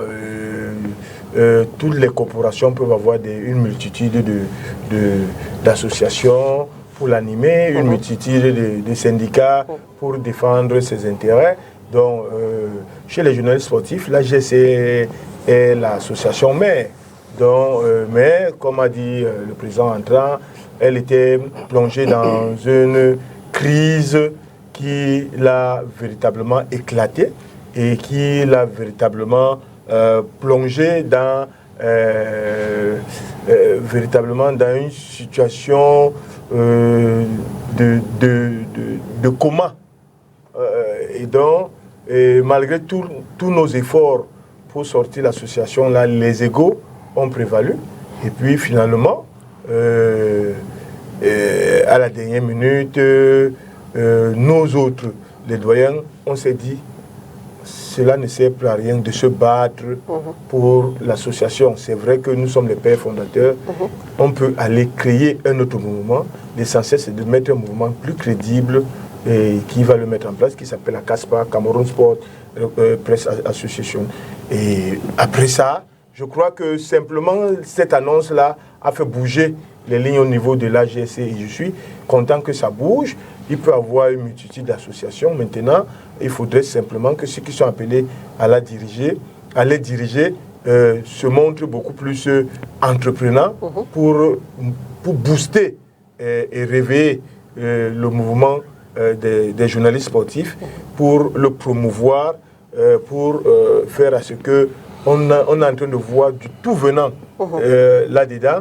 Il faut l'assainir, il faut redéfinir les règles de qui est journaliste sportif, qui ne l'est pas, et qui sont les auxiliaires, que chacun sache sa place, parce que ça fait dans un fourre-tout, et donc ça ternit la réputation de notre métier. On ne sait même plus qui est journaliste, qui ne l'est pas.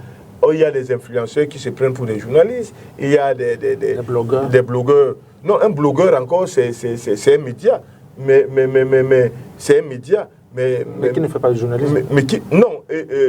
Il y a des journalistes. Je veux d'abord vous dire que le blog est fait pour les journalistes à la base.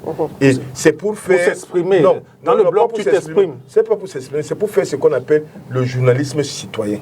Non, là c'est déjà le journalisme engagé. Non, on appelle ça le citizen journalisme. Et dans le citizen journalisme... Ou engagé.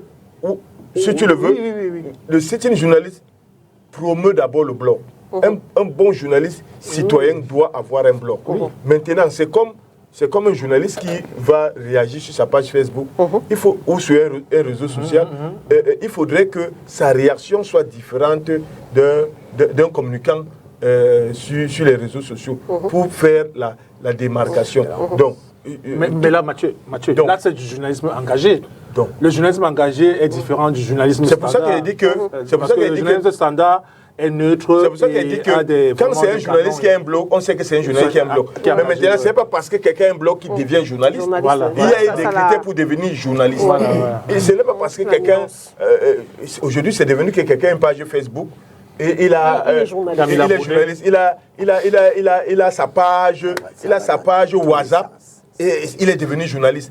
Et il interviewe les coachs. Il fait des choses, il insulte les entraîneurs, les acteurs de football, et ça nous retombe sur le visage. Il faut assainir le milieu, et je crois que ce soit la CASPA qui arrive, que ce soit l'AGC qui est là, il y a un travail de fond à faire pour assainir le journalisme. Comme vous avez dit, l'un des chantiers, c'est même notre tenue vestimentaire, nous faire respecter, oui, et puis accélérer dans les formations, oui. Mais je dis aussi que à la fin, moi je suis pour que, peut-être pas maintenant, mais pour qu'après, on envisage comment on peut refusionner pour redevenir un. Mais pour le moment, il faut accepter. Dans d'autres pays, il y a eu ces éclatements-là. Les hommes, nous sommes des humains, les gestions humaines ne plaisent pas toujours. Et puis, dans d'autres pays, les gens ont éclaté, ont créé 2, 3 associations sportives. Ça a marché et ça continue à marcher. Mais après, on a travaillé à leur fusion, à un consensus, et certains sont revenus à la fusion, ils sont repartis sur des nouvelles bases. Moi, je crois qu'il faut envisager à terme redevenir un mouvement unique, mais pour le moment, on est parti et c'est éclaté, on va faire avec. Peut-être avant d'arriver là, je vais demander le regard extérieur des non-journalistes sur ce plateau. Jacques Ngorsou, quelle analyse que vous faites justement du journaliste sportif au Cameroun en ce moment? Il faut dire que l'AJSC, ça a été ma maison pendant un bon bout de temps également, jusqu'à l'AIPS, Association internationale de la presse sportive. Il y a aussi un problème d'ego. Et un problème de communication également en interne, parce que le journaliste n'est pas seulement celui qui va communiquer les faits, mais également il doit pouvoir tenir une bonne communication dans le mouvement qui est le sien. Donc ça c'est aussi très important. Vous pouvez pas écrire de très beaux articles, mais quand il faut communiquer pour dire à vos personnes comment vous gérez les choses ou comment vous voulez qu'on gère les choses, et vous ne maîtrisez plus comment le faire. Donc ça, on a eu des très beaux moments quand nous étions à l'AGS. Nous avons vécu de très beaux moments avec les problèmes d'hommes également. Parce que quand vous réunissez des hommes, ce n'est pas que le bon coton que vous filez. Donc il y a des moments où les humeurs ne sont pas compatibles. Il faut toujours quand même trouver des voies de consensus pour faire avancer la mécanique. Donc ça, les anciens parvenaient toujours à trouver le moyen de se remettre ensemble à une occasion, une autre, et de faire avancer la maison. Mais ce qu'on a vu avec les jeunes, c'est que ça travaillait déjà très peu. Il y a eu très peu de réalisations avec le témoin qui a été passé avec beaucoup de brutalité, parce que les jeunes ont voulu ce témoin-là. Ils sentaient qu'ils pouvaient faire des choses mieux que les doyens qui étaient là, mais ils ont oublié que cette expérience sénile était encore importante, même si le témoin était passé. Et ça, il y a eu une rupture d'une manière ou d'une autre, et qui a fragilisé donc les jeunes quand ils avaient les problèmes. Ils avaient du mal donc à retourner voir les anciens par orgueil pour dire, écoutez, nous on se retrouve face à ces situations, comment on fait? Mais quand vous voyez la nouvelle AJSC qui est en train de se mettre en place, vous ressentez que eux, ils ont été soutenus derrière par ces doyens-là, qui ne se sont pas affichés, même si parallèlement ils ne sont pas plus dans le même mouvement, mais ils les ont assistés d'une manière ou d'une autre. Ils ont orienté souvent leurs pensées pour la positivité du mouvement. Parce que, quoi que vous fassiez, quand vous avez mis sur pied un enfant, qu'il meure ou qu'il vive, qu'il fasse du bien ou du mal, vous en êtes en partie responsable. Donc ils ont pensé à ça, la sagesse le voulant, et ils ont continué de soutenir pour qui est aujourd'hui le président Ekunga qui est là. Et on l'entend et on le souhaite. Tout le mal qu'on peut lui souhaiter, c'est de remettre la maison sur de très bons rails, de rééduquer même à l'intérieur les journalistes à gage. Parce qu'à un certain moment, ce n'est pas parce que vous avez des faits que vous devez à tout moment écrire dessus. Qu'est-ce que ça a comme impact social? Il faut revenir aux vraies notions du journalisme. Parce que quand vous voyez, quand on écrit souvent, vous vous demandez si ils veulent que derrière, on interprète ça un tout petit peu, je mets des guillemets, comme les journalistes du Hilton, comme on dit souvent. Donc, il faut que les moyens passent pour qu'ils se taisent. Donc ça, est-ce que ça a un impact pour le jeune qui lit la communication sportive? Est-ce que lui va s'intéresser encore au football, au handball ou autre chose? Est-ce que tout ce qu'il veut présenter, et qu'il présente parce que le président de la fédération ne lui a rien donné quand il a interpellé, est-ce que c'est normal? Donc, il faut revenir à la déontologie, à l'éthique et aussi au respect des aînés pour remettre la maison sur de bons rails. Et nous sommes derrière pour accompagner le président dans sa quête de fédérer déjà, de fédérer les énergies positives et même pas exclure les négatives de moment, parce que on peut considérer des négatifs parce qu'on n'est pas toujours en train de dire ce que vous voulez. Mais il y a des critiques quand même qui poussent à s'améliorer. Et quand on a une bonne opposition, on est aussi un très grand président parce qu'on est à l'écoute de ses erreurs et on en prend vite acte. Et on les rectifie pour faire avancer quand vous avez le bâton de commandement, entre guillemets, pour amener cette maison vers le haut. Nous souhaitons qu'elle vive et qu'elle reprenne ses parures d'antan. Pourquoi pas mieux que celle d'antan, pour que nous soyons fiers d'avoir un jour été dans cette case-là. Alors, coach Emmanuel Doumbouya-Bosso. Effectivement, vous ne pouvez pas imaginer. On ne sait même plus, on ne savait plus qui est vraiment journaliste sportif. Parce qu'au sorti d'un match, vous avez tous les téléphones qui vous sont tendus, vous avez tout. Et vous demandez, mais ceci même, ça va paraître où? Et on vous dit que non, on va vous envoyer le lien, vous allez voir si, vous allez... Mais je vous assure que c'était tout sauf du journalisme sportif. Parce qu'on a vécu de tout. Si aujourd'hui, déjà qu'il y a un véritable problème, de ce qu'ils ne vont jamais à la source. Il se dit des choses terribles sur vous, sur votre environnement, sur votre vécu et tout, mais sans qu'on ne vous ait jamais consulté pour qu'on ait quand même la vérité de ce qu'on voudrait mettre sur... Mais alors, on ne savait même plus à qui il fallait s'adresser, si vraiment on a besoin d'un journaliste sportif. Mais avant, on avait quand même un noyau. C'était pas n'importe qui se prévalait journaliste sportif. Mais à un moment, il y a eu un boom pour lequel, vraiment, si quelque part vous avez réussi. Dès qu'on invite quelqu'un sur un plateau de télé, le lendemain, les journalistes sportifs. Immédiatement. Je ne voulais pas le dire, mais je crois que c'est exactement ce que nous autres, on a vécu. On ne peut pas se prévaloir. C'est vrai que chez nous, en football, même les grands-mères au village, toutes sont des entraîneurs. Vous voulez en arriver là? En tout cas, c'était soit dit en passant, quoi. Comme pour dire que je dis bravo au président, j'ai suivi les propos de Mathieu.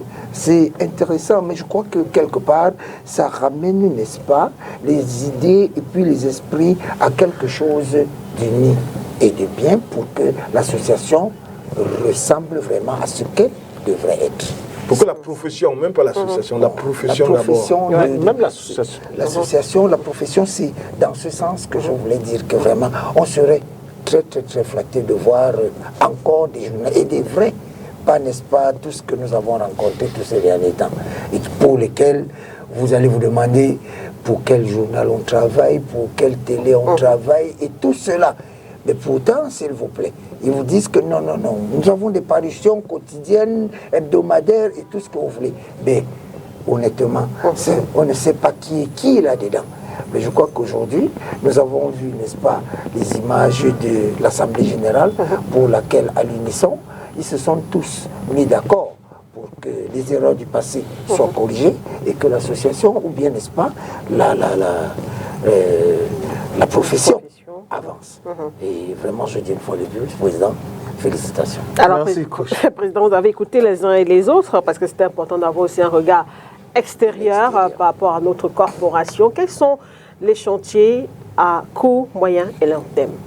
Nous avons beaucoup de chantiers, Makeda. Vous-même, vous êtes notre trésorier de l'association. Tout le monde le sait. Et merci d'avoir accepté ce challenge. Merci pour la sollicitation. Nous avons beaucoup de chantiers, mais le premier chantier de l'AJSC, c'est le chantier de rassemblement. Makeda. Vous voyez, la fracture était assez énorme, profonde. Voilà. Donc, comme il y a cette lueur d'espoir qui est arrivée, nous devons tout faire pour rassembler tout le monde, tous ces grands frères comme Mathieu Nathalie Ndjok, Eri Massian Jomo, que ce soit Atangana Fouda, qui sont sortis, David Yengue et tout. Tout le monde, nous avons besoin de tout le monde pour avancer, Mathieu. Nous ne pouvons pas avoir au Cameroun 2 associations ou bien 3 associations qui sont autour du journalisme sportif. Ça s'est fait au Maroc, ça s'est fait au Sénégal, en Côte d'Ivoire, il y avait 2 associations, mais l'AIPS a dit que non, entendez-vous, joignez vos forces et devenez une seule association. Ils l'ont fait et actuellement tout roule bien. Ce que je profite sur ce plateau, c'est de dire à mon grand frère Mathieu Nathalie Ndjok que les portes sont ouvertes. Je ne vais pas tout déballer ici, mais notre bureau est en train de mettre sur pied des commissions qui vont se rapprocher des personnes comme vous et les autres qui ont été frustrés de l'association pour qu'ensemble on puisse avancer pour la prospérité du journalisme sportif camerounais. On a déjà commencé avec Madame Berti, elle a compris, c'était dur, mais elle a compris avec les personnes qui lui étaient proches. Maintenant, c'est vers vous que nous nous tournons pour qu'ensemble on puisse avancer. Voyez-vous, Makeda, à l'époque des grands frères comme Sango ou Mathieu Nathalie Ndjok, le métier du journalisme sportif était très respecté. Tout le monde sait que même le directeur général actuel de la CIATV, il a commencé comme journaliste sportif. C'était ses premières... Football élite. Oui, c'était ses premiers reportages. C'est ça. Quand un journaliste sportif allait doter une femme, permettez-moi, je sors de mariage, quand un journaliste sportif allait doter une femme à l'époque, on le comparait à Ben Bengue, à Pierre Lebon Elanga, à Foni Tchekié, à Kwankwa Jodifo, ces légendes-là. Mais maintenant, quand un journaliste sportif va doter une fille, on va le comparer à un journaliste sportif des réseaux sociaux qui est soit hibou, soit églysien. C'est tout ça qui doit être mis de côté. Nous devons vraiment mettre fin à tout cela. Ça, avec ce nouveau vent qui est en train d'arriver. Et c'est ça l'assainissement. Il a parlé de quelque chose de grave là. Et c'est quelque chose qui est qui existe dans tous les stades actuellement. Quelqu'un sort de prison, il a commis des crimes, il sort de prison, il va sur Facebook, il crée sa page sportive. Il a déjà 1000 abonnés. Il est déjà dans les stades en train de faire des interviews à Sango, habillé comme il est. Voilà. Et après, même quand il y aura conférence de presse, c'est lui indomptable, c'est lui qui va poser les questions, mais nous, on sera de côté. Voilà. Ce sont de telles pratiques qu'on va assainir. Pour assainir ces pratiques, on a besoin des grands frères comme Mathieu Nathalie Ndjok, on a besoin de tout le monde, on a besoin de travailler avec toutes les corporations. C'est ça le premier chantier. La formation et le recyclage des journalistes sportifs du Cameroun. Et après, nous allons entamer d'autres chantiers qui consisteront à sécuriser notre association à travers des assurances santé. Parce qu'on ne peut pas être qu'un journaliste sportif est à Mulundu, il a des problèmes de santé, il faut qu'on fasse des quêtes dans des forats WhatsApp pour qu'on puisse lui subvenir besoin. Non, on va mettre sur pied une mutuelle de santé solide, que tu sois à Tcholiré ou à Mouyouka, tu pourras être sécurisé à travers ta participation. Dès que tu as une carte AJSC, tu es sécurisé côté santé. Il y a plein d'autres choses que nous allons mettre sur pied. On a 4 ans, mais on va aller progressivement. D'autres choses que nous devons aussi faire dans un de nos chantiers, c'est de faire que le journalisme sportif devienne comme la médecine. Nous devons tendre à être comme, avoir un ordre des journalistes sportifs, où il y aura des patriarches comme Mathieu Nathalie qui vont siéger, ou bien la Chiche, tout ça, et qui vont savoir que tel est journaliste, tel ne l'est pas. C'est vers là que nous allons partir. Si nous ne prenons pas le train de ce changement de cette lueur qui arrive, nous allons être damnés par les réseaux sociaux. Parce que les réseaux sociaux sont vraiment envahissants et c'est ça qui est en train de gangréner notre métier actuellement. D'autres choses, dernière chose, dans 4 ans, nous avons pour objectif d'avoir une maison de la presse sportive camerounaise. À Abidjan, ça existe déjà depuis quelques années. Au Sénégal, pareil. Il est inadmissible que nous, au Cameroun, avec toutes les têtes que nous avons pensantes, nous ne puissions pas arriver à cela. Maintenant que les conflits sont derrière nous, nous pouvons bosser maintenant pour que d'ici 2, 3, 4 ans, nous puissions arriver à ce chantier. Nous ne voulions plus aller dans les compétitions internationales étant éparpillés. La dernière CAN, ça, Mathieu l'avait relevé sur sa page Facebook. Chacun qui venait, et les gens n'étaient pas contents. Chacun qui venait à son rythme. Tu arrives à Abidjan et l'autre arrive dans 2 jours. Tu lui dis que tu as payé ton billet d'avion, combien? Il te dit qu'il a payé à 300 000. Tu dis que mince. Parce que toi, tu as payé à 600 000. Tout ça parce que vous n'êtes pas unis pour aller vers une compagnie qui va vous faciliter le voyage. D'autres, comme le Sénégal, ils avaient des tenues. Eux, toujours, ils ont des tenues. Ils prennent des villas. Ils sont organisés. Voilà la CAN du Maroc qui arrive. Les jeunes Camerounais sont dans la rue. Il y en a eu qu'on a même chassé des maisons. Oui, c'était grave. Tu achètes ton plat. Un Camerounais arrive, et dès qu'il te croise en route, tu le joues, il te suit, il ne te dit rien. Et à 20h, il est obligé de dormir dans ta chambre. Oui, il squatte. C'est ça.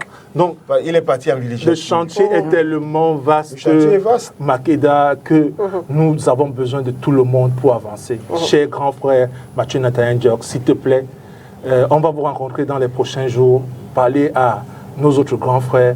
Il faut qu'on avance ensemble pour la prospérité, pour que le journalisme sportif puisse avancer. Merci. Merci beaucoup, Président Arafat. Et je pense qu'on aura évidemment l'occasion de voir un peu comment cela va évoluer. Les Mathieu, Atangana Fouda, Albert et bien d'autres, nos aînés dans la corporation.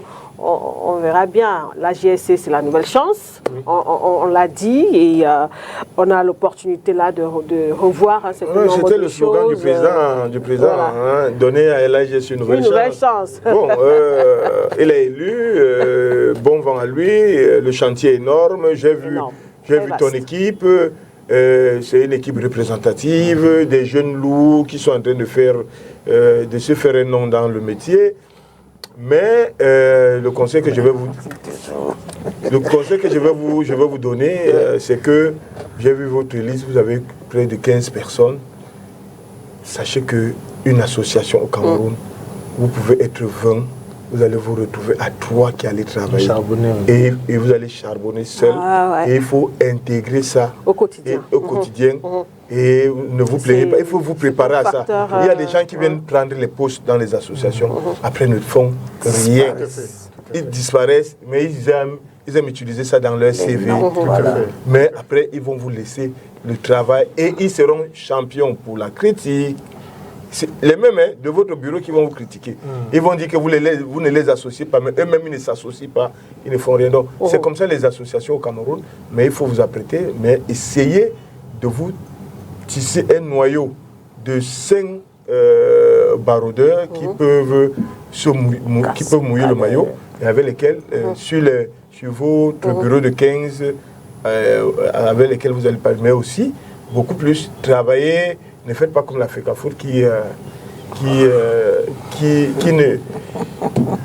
Et beaucoup d'autres fédérations, et pratiquement toutes les fédérations camerounaises qui ne comprennent rien à la décentralisation. Il faut décentraliser, donc s'appuyer sur vos présidents régionaux et les bureaux régionaux. Ne rien faire à Yaoundé sans aller avec le bureau régional. Ne rien faire à Douala sans associer le bureau régional. N'allez rien faire à l'ouest, non, sans associer le bureau régional. Le problème, c'est que les gens, quand ils finissent de prendre les postes, ils se voient très grands. Après, tu vois un président, il va à Bafoussam, et puis ses membres apprennent seulement qu'il était là. Quand il est déjà rentré. Et que ça crée les frustrations. Et tout ça. C'est comme ça que fonctionnent toutes nos fédérations. Les présidents viennent, ils font des choses dans les régions, ils repartent, on dit « Ah, le président était là ». Celui-ci se vante que moi j'étais avec lui hier soir. Le président même, le secrétaire général, le trésor ne l'a pas vu. Ils n'ont pas posé, il n'a pas eu le temps même de causer des réalités, des problèmes de sa fédération de ces régions pour qu'en 2-5 minutes d'audience, il ait une vision. Et c'est comme ça que nos fédérations fonctionnent. Et c'est pourquoi nos présidents ont toujours les problèmes. Parce que ça a trop de frustration. Ça a trop de frustration parce qu'il y a ce qu'on appelle le surpilotage.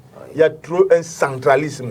Les bureaux nationaux veulent toujours tout conserver et ne veulent pas animer. Si tant que vous ne travaillez pas avec vos bureaux, essayez de les booster à travailler. C'est comme ça que vous allez avoir une chance de redonner à l'AGSC ses lettres de noblesse. Je pense que le message est passé, hein, Président Ikunga. Alors, on va rentrer dans la dernière thématique de cette émission en rapport avec les Jeux Olympiques Paris 2024. L'ouverture officielle de ces Jeux Olympiques, c'est vendredi, mais la compétition a déjà commencé ce mercredi par les matchs de football et de rugby, entre autres affiches de foot, par exemple, Guinée, Nouvelle-Zélande, France, États-Unis, Maroc, Argentine, Irak, Ukraine, Mali, Israël, Égypte, République dominicaine. Bref, il y a pas mal de rencontres et puis aussi des matchs de rugby à 7 qui se disputent ce mercredi. Ce mercredi où, grâce à Yves Désiré Ekwala, on va vous proposer de regarder l'ambiance au village des Jeux Olympiques du côté de Paris. C'était ce mercredi matin. Quelques réactions aussi. Regardez.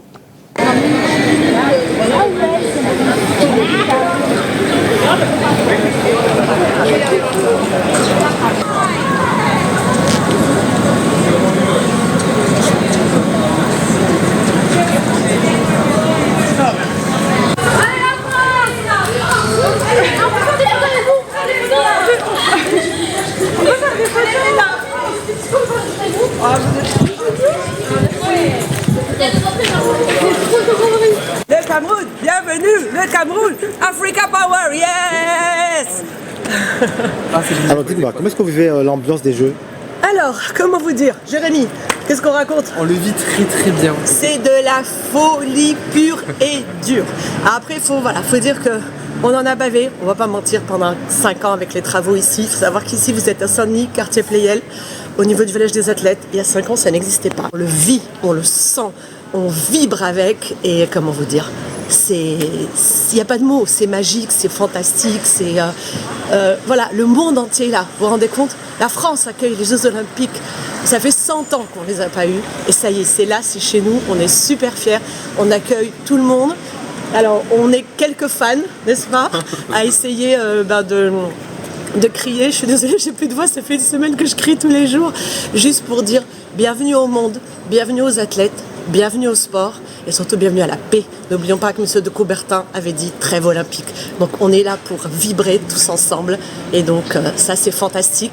Et voilà, c'est ce qu'on veut. Bienvenue au monde entier. Ici, ça va être top et voilà, c'est juste magique. Ça y est, on a le bon côté de la médaille cette fois-ci. Je m'appelle Jérémy et je suis bénévole pour les Jeux Olympiques et Jeux Paralympiques et pour la cérémonie d'ouverture aussi qui arrive le 26.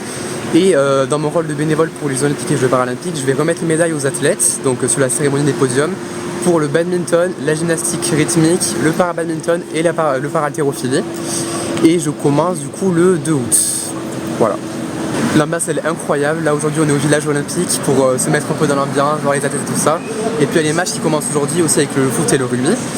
Et on sent du coup que ça devient concret avec la cérémonie d'ouverture aussi qui va vite approcher.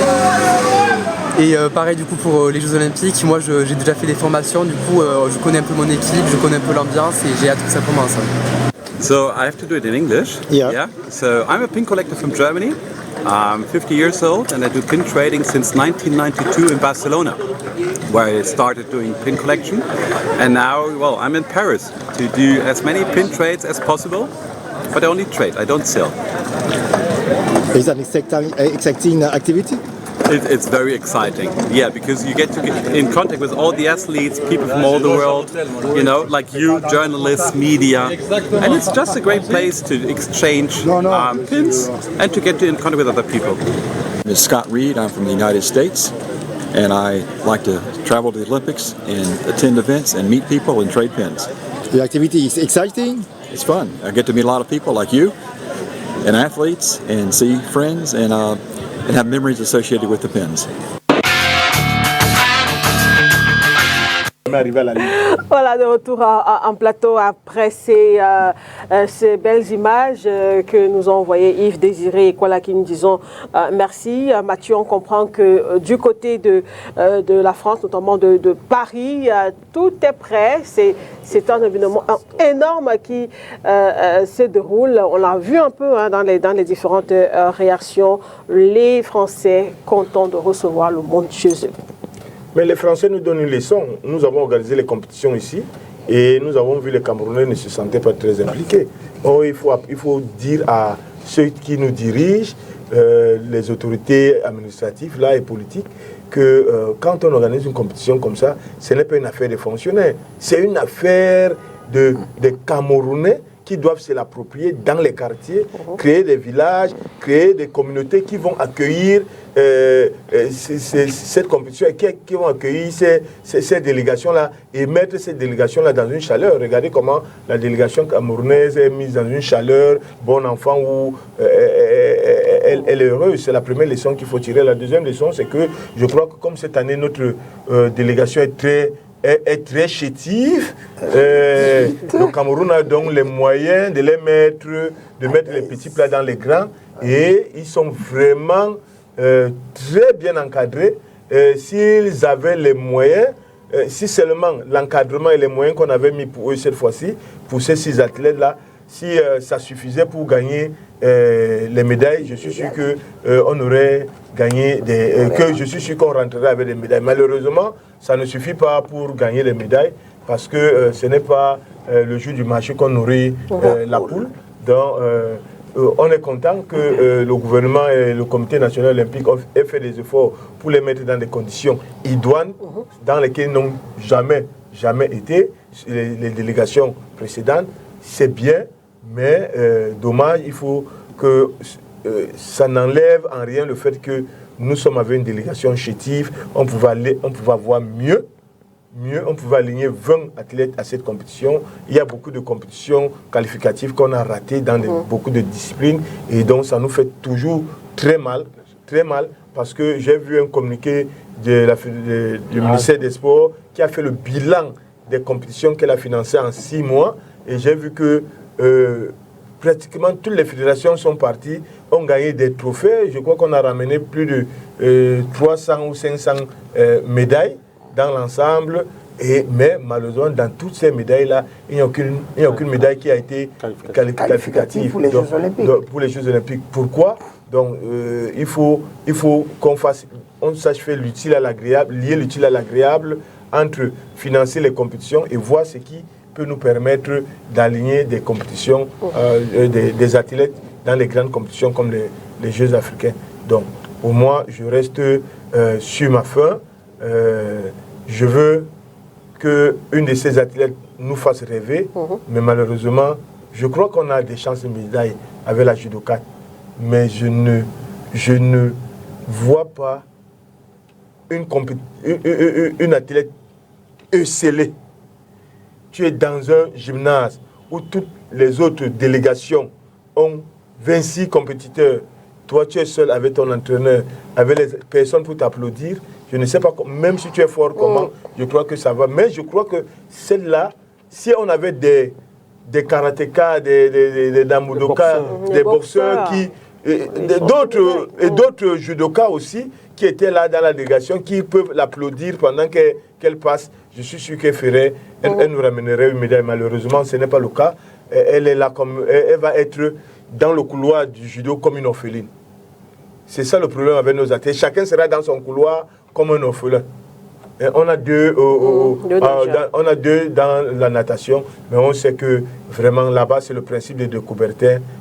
L'essentiel pour eux, c'est de partir. Non, non, non. Est-ce que. Pas forcément aussi. Hein, non, vraiment, les médailles. vous ne pouvez rien créer. Des gens qui ont fait les minima sans rien gagner en Afrique, ils vont aller faire quoi là-bas? Donc vous ne gagnez rien en Afrique, vous allez aller gagner au JO. Oui, Jacques. Donc soyons quand même sérieux. Je pense qu'il ne faut pas se leurrer. Hein.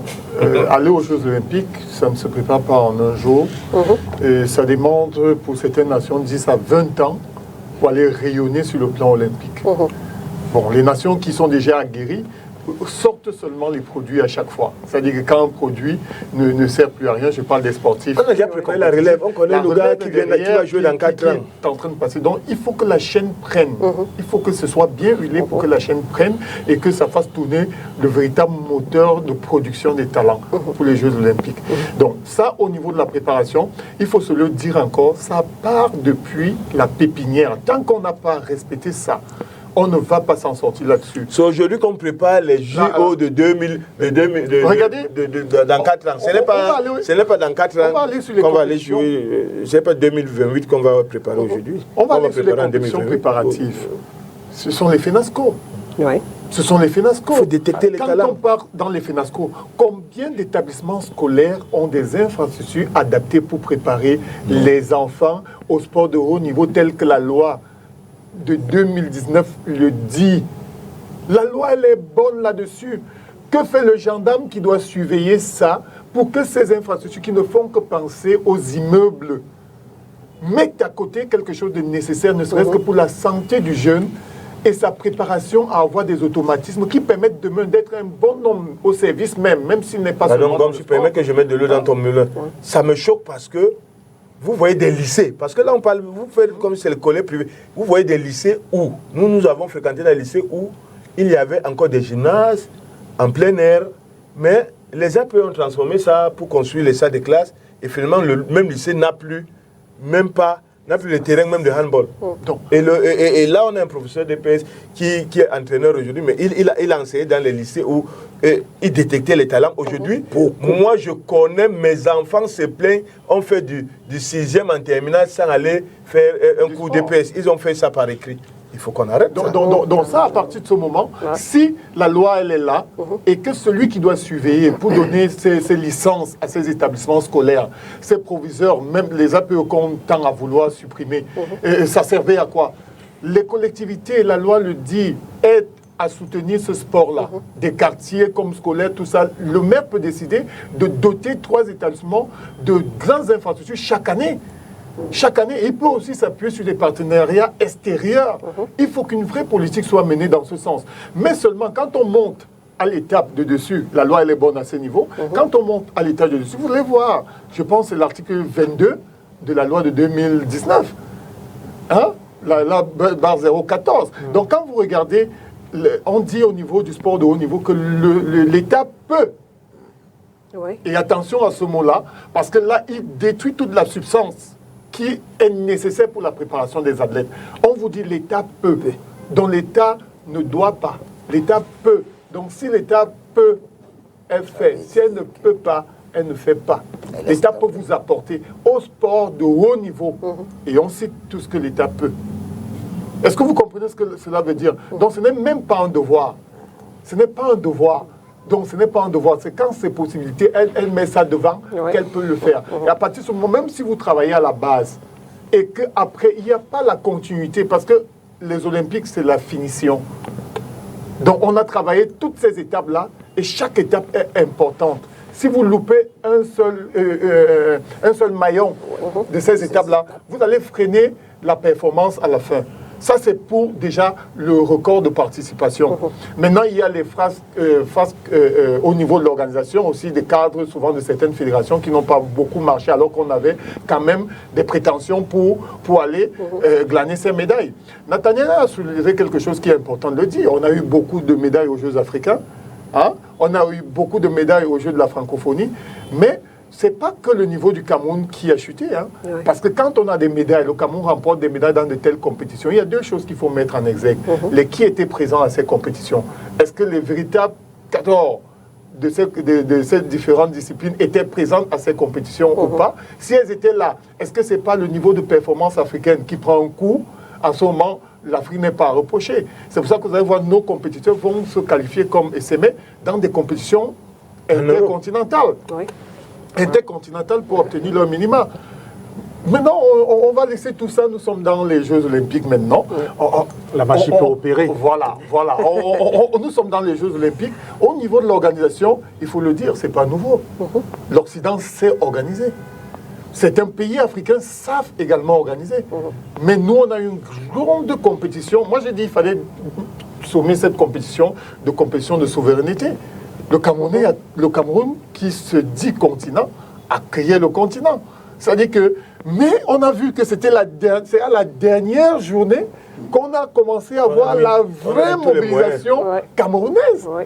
Et pourtant, ça pouvait se faire autrement. On a vu la mairie de la ville commencer à entrer véritablement en plein dedans, même si elle était là au départ. Mais on a vu vraiment mouiller le maillot après. Mouiller le maillot. On a vu la mairie de Douala 3e qui était quand même, c'était sur son site, qui a mis tellement de choses sur la dernière journée avec des challenges de meilleurs fan clubs, de meilleurs ceci, et les bus gratuits dès le départ de la compétition. Mais il y a eu beaucoup de choses qui n'ont pas marché. On va dire le tapis, on a changé de stade à la dernière minute. Même si on change de stade à la dernière minute et que les Camerounais se sentent dans cette compétition, ils viennent donc au stade. Ils aiment cela. Ils aiment cela. Maintenant, au niveau des performances, il faut le dire clairement, on a deux chances. Deux chances où on souhaite vivement remporter. On souhaite à tous les athlètes de performer, mais là où nos yeux, nos regards sont posés, il y a le judo, il y a SME. Parce qu'il a quand même 9,96. Hein? Et c'est une performance olympique de médaille d'or. Hein?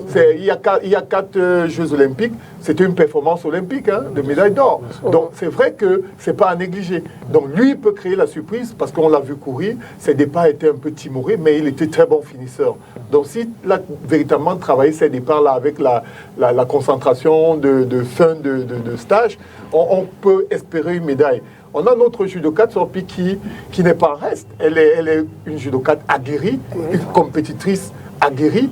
Et, croyez-moi, elle est galvanisée pour remporter quelque chose. Et si l'occasion est favorable, elle va nous remporter également quelque chose. Maintenant, à partir des jeunes, on va parler des nageurs, de Ngushi et Ngolo. Ils sont déjà très jeunes. Ils sont encore très jeunes. Ils apprennent la haute compétition. Ils apprennent la haute compétition et leurs records sont encore africains. Donc ils vont aller performer. Pour moi, ce que je pense par rapport aux nageurs que je vois de l'autre côté, voilà. Ils vont aller améliorer les records déjà nationaux, voire africains, et prétendre demain, dans 4 ans, dans 4 ans, tutoyer les meilleurs. Surtout, si des bourses leur sont accordées, elles ont découvert la compétition, elles vont comprendre leur manquement, d'accord? Et à partir de ce moment-là, elles vont revenir, et si elles sont mises dans les bonnes conditions, dans les grandes piscines, à l'extérieur, Alliance Sport Études, pour véritablement, si le Cameroun voudrait que nous ayons ces médailles-là, je pense que si elles sont déjà là-bas, pour avoir commencé, vous ne savez pas, Nguelo a commencé dans une des piscines où j'ai été directeur sportif il n'y a pas longtemps, au niveau de Yassa, là-bas à Harry, et qui forment des enfants, à fond propre, qui forment des enfants à fond propre. C'est là où Nguelo a commencé. Mais qui aurait pu s'imaginer que ce serait elle aujourd'hui qui porterait le vert ou jaune au niveau de la natation camerounaise. Aux Jeux Olympiques. Aux Jeux Olympiques. Aux Jeux Olympiques. Donc ça, ce travail de fond, vous le voyez quand c'est bien mené, il y a des résultats en haut, mais en haut, ça ne suffit pas. Si on veut la haute performance, c'est pour ça qu'on parle de sport de haut niveau, il faut mettre les moyens qu'il faut et commencer à préparer la future bourse pour ces enfants-là, pour qu'ils restent pendant au moins les 4 prochaines années pour la future compétition, à vouloir dire je veux cette médaille. Voilà. On va aussi rapidement s'intéresser à une équipe, une autre délégation africaine qui est déjà du côté de Paris, c'est l'équipe gabonaise, et grâce notamment à notre très cher ami Yves Désiré. Alors on a pu avoir une idée des athlètes qui sont et surtout ce que compte faire le Comité national olympique gabonais au cours de ces Jeux olympiques. Regardez ce reportage. Comme aux Jeux Olympiques 2020 à Tokyo, le Gabon est représenté cette année à Paris par 5 athlètes. Donc nous avons 5 athlètes, 5 sportifs de haut niveau qualifiés, dont un athlète, un sprinter au 100 mètres, Franco Oye-Wissi. Nous avons aussi une judokate, Virginia Aymar, 2 nageurs, Adam Pali et Noélie Lacour, et une taekwondoïste en 57 kg, Emanuela Atora. Des athlètes qui ont effectué leur préparation entre la France, le Gabon et le Cameroun. Donc la particularité, c'est que nous avons 2 athlètes qui sont préparés en partie, en grande majeure partie. On parle d'Emanuela Atora en taekwondo, qui est une athlète issue vraiment de la formation gabonaise, puisque c'est une Gabonaise qui s'est formée dans un club et qui a performé dans un club gabonais. Et de la même manière, pour l'Afrique centrale, Franck Oye-Wissi, qui, entre autres, avec des allers-retours entre la France et le Gabon, a passé aussi une partie de son temps à se préparer au Cameroun. À Paris, la délégation gabonaise en marche de la quête des médailles compte profiter des Jeux Olympiques pour vendre la destination Gabon sur les plans économiques et culturels. Nous sommes ici à Paris dans le cadre des Jeux Olympiques et je suis là également parce que je suis directeur du club olympique Gabon. C'est un club qui a été mis en place par le CENO, pour être en phase avec les Jeux Olympiques, pour permettre aux Gabonais, à la diaspora gabonaise, aux Gabonais qui ne peuvent pas accéder lors de l'ouverture des JO au stade olympique, de permettre de venir passer une journée culturelle lors de l'ouverture des JO, donc le 26 juillet. Et la journée du 27 juillet, toujours dans le même programme, c'est une journée réservée aux conférences. 4 des 5 athlètes gabonais sont arrivés à Paris le lundi 22 juillet 2024. La dernière athlète, Atora Eyege, après sa préparation pendant 3 mois aux Émirats Arabes Unis et en Côte d'Ivoire, quitte le Gabon le mardi 23 juillet 2024 pour retrouver ses compatriotes déjà installés au village olympique à Paris. Voilà pour ce qui concerne la team Gabon à ces Jeux Olympiques. Coach Emmanuel Ndoumbe-Bosso, il y a Mathieu par exemple, vous parlez du Cameroun qui estimait qu'on a une délégation très chétive lors de ces Jeux. Au cours de ces Jeux, on voit aussi que du côté de Gabon, c'est 5 athlètes qui participent cette année aussi. Notre référence n'est pas au Gabon. C'est vrai que lorsque nous essayons de voir les différentes teams Cameroun, depuis les années 2000, ça n'a jamais été aussi maigre que cette fois-ci. Ça a été toujours des athlètes, n'est-ce pas, qui, justement comme nous parlons, qui ont travaillé, qui ont cravaché pour se retrouver, n'est-ce pas, au niveau des minima olympiques. Mais de moins en moins, nous avons, parce que beaucoup plus, ils sont à l'extérieur, ils sont à l'étranger, parce que au pays, on n'a pas, n'est-ce pas, la possibilité de pouvoir faire ces minima, de pouvoir, n'est-ce pas, être athlète confié. Mais nous avons, n'est-ce pas, ce que nous avons l'habitude de voir. Il faut, n'est-ce pas, que nous mettions davantage un accent sur le phénomène de la relève. Il y a un siècle qu'on n'a plus vu un élève de lycée aller, n'est-ce pas, dans une équipe nationale, ou bien, n'est-ce pas, aller compétir sur le plan international et tout. Il y a, je dis, très longtemps. Pourtant, c'était, n'est-ce pas, un vivier sur lequel on prenait beaucoup de jeunes athlètes et qui allaient, je vous dis, qui directement étaient intégrés au haut niveau et avec quelques améliorations, avaient la capacité de pouvoir performer, même sur le plan olympique. Mais ça n'a plus jamais existé. Effectivement, il faudrait que nous nous remettions en cause et que nous voyions exactement comment est-ce que nous allons procéder pour que les lendemains de tout ce qui est du côté sportif camerounais soient, n'est-ce pas, beaucoup plus redorés encore. Sinon, je crois que comme c'est parti là, il y aura les prochains Jeux Olympiques, on n'aura même pas d'eux. Donc, vivement, n'est-ce pas, que nous nous remettions en cause et que nous voyons exactement comment est-ce que nous devons procéder pour que nous ayons encore. Nous, on était, les années 2008, j'étais à Pékin. Mais la délégation camerounaise, je ne vous dis pas, elle était géante, elle était énorme. Là, si vous prenez seulement le football que nous étions, on était combien par rapport aux autres disciplines aussi? C'était, n'est-ce pas, cela. Bon, il y a encore que aux Jeux africains qui préparent les Jeux olympiques, on n'a plus vraiment vu les Camerounais s'illustrer. Donc, vous comprenez qu'à partir de là, on ne peut pas aller aux Jeux olympiques sans avoir fait les minima, ne serait-ce qu'aux Jeux africains. Je crois qu'il faut que nous revenions, n'est-ce pas, là-dessus, et qu'on puisse, n'est-ce pas, voir exactement où est-ce que nous avons, n'est-ce pas, trébuché, et qu'on puisse se relever. J'espère que ça devrait faire quelque chose.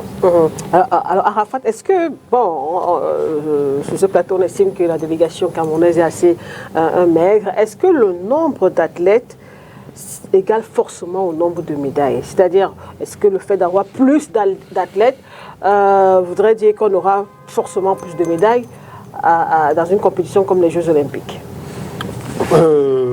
Probablement. Parce que quand vous voyez les athlètes, quand vous voyez peut-être les États-Unis, c'est une délégation colossale. Voilà. C'est pour ça que les États-Unis ont aussi beaucoup de chances d'avoir les médailles dans cette compétition.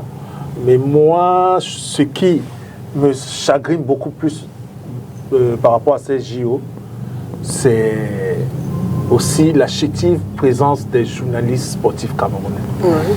En dehors de la CIATV qui a déployé son équipe, je pense que... Avec les moyens du gouvernement? Oui, je pense que les autres médias privés, c'est difficile d'envoyer quelqu'un à Paris pour couvrir ces Jeux olympiques pendant Mais dans d'autres pays, il y a l'accompagnement du gouvernement pour permettre à la presse privée parce que la presse aussi assure un service public de l'information et l'éducation des masses. Voilà donc un autre chantier qui va être mis sur pied et où nous allons bosser.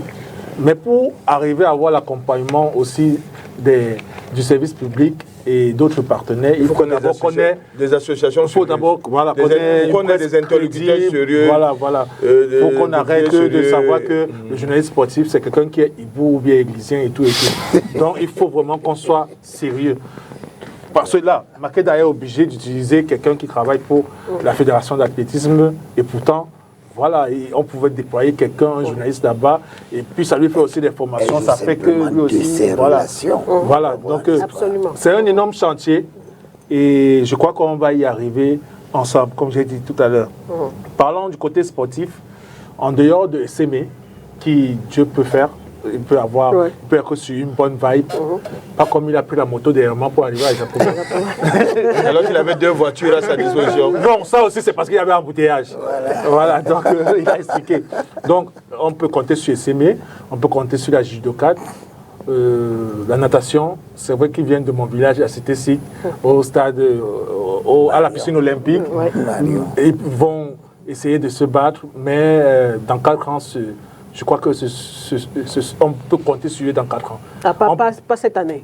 Non, cette année, ils vont apprendre. Ils vont apprendre. La piscine olympique de la Cité-Sic est vraiment grande, mais ce n'est pas la piscine de Paris. En espérant qu'ils ne vont pas boire. Voilà. Dommage que Japoma ne soit pas encore ouvert, parce que Japoma, s'il y avait déjà la piscine là-bas, je crois qu'il se serait mieux aguerri. On dit qu'il y a une piscine là-bas, si on ne l'a pas encore mis elle n'est pas encore fonctionnelle. Je crois que dans les prochaines... C'est une occasion d'interpeller l'ONIES qui doit mettre ça opérationnel. Pas seulement la piscine. Oui, il y a d'autres infrastructures. Ils ont les gymnases de basket et ceci. Il faut qu'ils ouvrent ça pour permettre aux fédérations de les exploiter, de louer, d'avoir des championnats, de s'habituer à l'ambiance d'un gymnase olympique. Nos nageurs, ils vont prendre de l'expérience et puis ils vont revenir. On espère que ces infrastructures seront déjà opérationnelles pour qu'ils puissent s'y entraîner et dans 4 ans, voire plus, avoir des chances de médaille. Mais on a encore une bonne chance de médaille avec la pongiste Sarah Anfou. Qui peut faire quelque chose. C'est la magie des JO. C'est la magie des JO. On ne sait jamais. S'améliorer. Attendez, Mathieu, comment on a fait pour gagner? Les Coréens, les Chinois, les Mais où est le problème? Attendez, allez, au sortir de cette émission, Mathieu, au sortir de cette émission, allez sur YouTube, tapez Sarah Anfou. Vous allez voir comment cette avocate joue au tennis de table. Vraiment, c'est du pays d'élite. Quel est son classement mondial? Sa dernière au niveau du classement mondial. Avant que en 2010, quand nous organisons les awards de l'AGC, elle a un trophée comme meilleure athlète féminin du Cameroun. Non, ce n'est pas aujourd'hui. Non, mais Mathieu, en 2000, quand les Lions Indomptables allaient aux Jeux Olympiques de Sydney, les Lions Indomptables n'étaient pas non plus favoris, mais on a gagné les Jeux Olympiques, nous sommes rentrés avec médaille. Donc, c'est la magie des Jeux Olympiques. C'est pour ça qu'on dit que la personne peut être sur une bonne inspiration et sortir quelque chose. Voilà.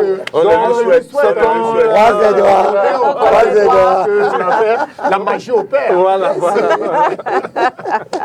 Voilà, merci. C'est la fin de cette émission. Merci, coach Emmanuel Doumboué-Dourso, d'être venu, Arafat Ekunga, Jean Gonsu et Mathieu Nathanaël Ndjok. Merci à Adonis Yamen qui a assuré ce soir la réalisation. Amis sportifs, on se retrouve la semaine prochaine.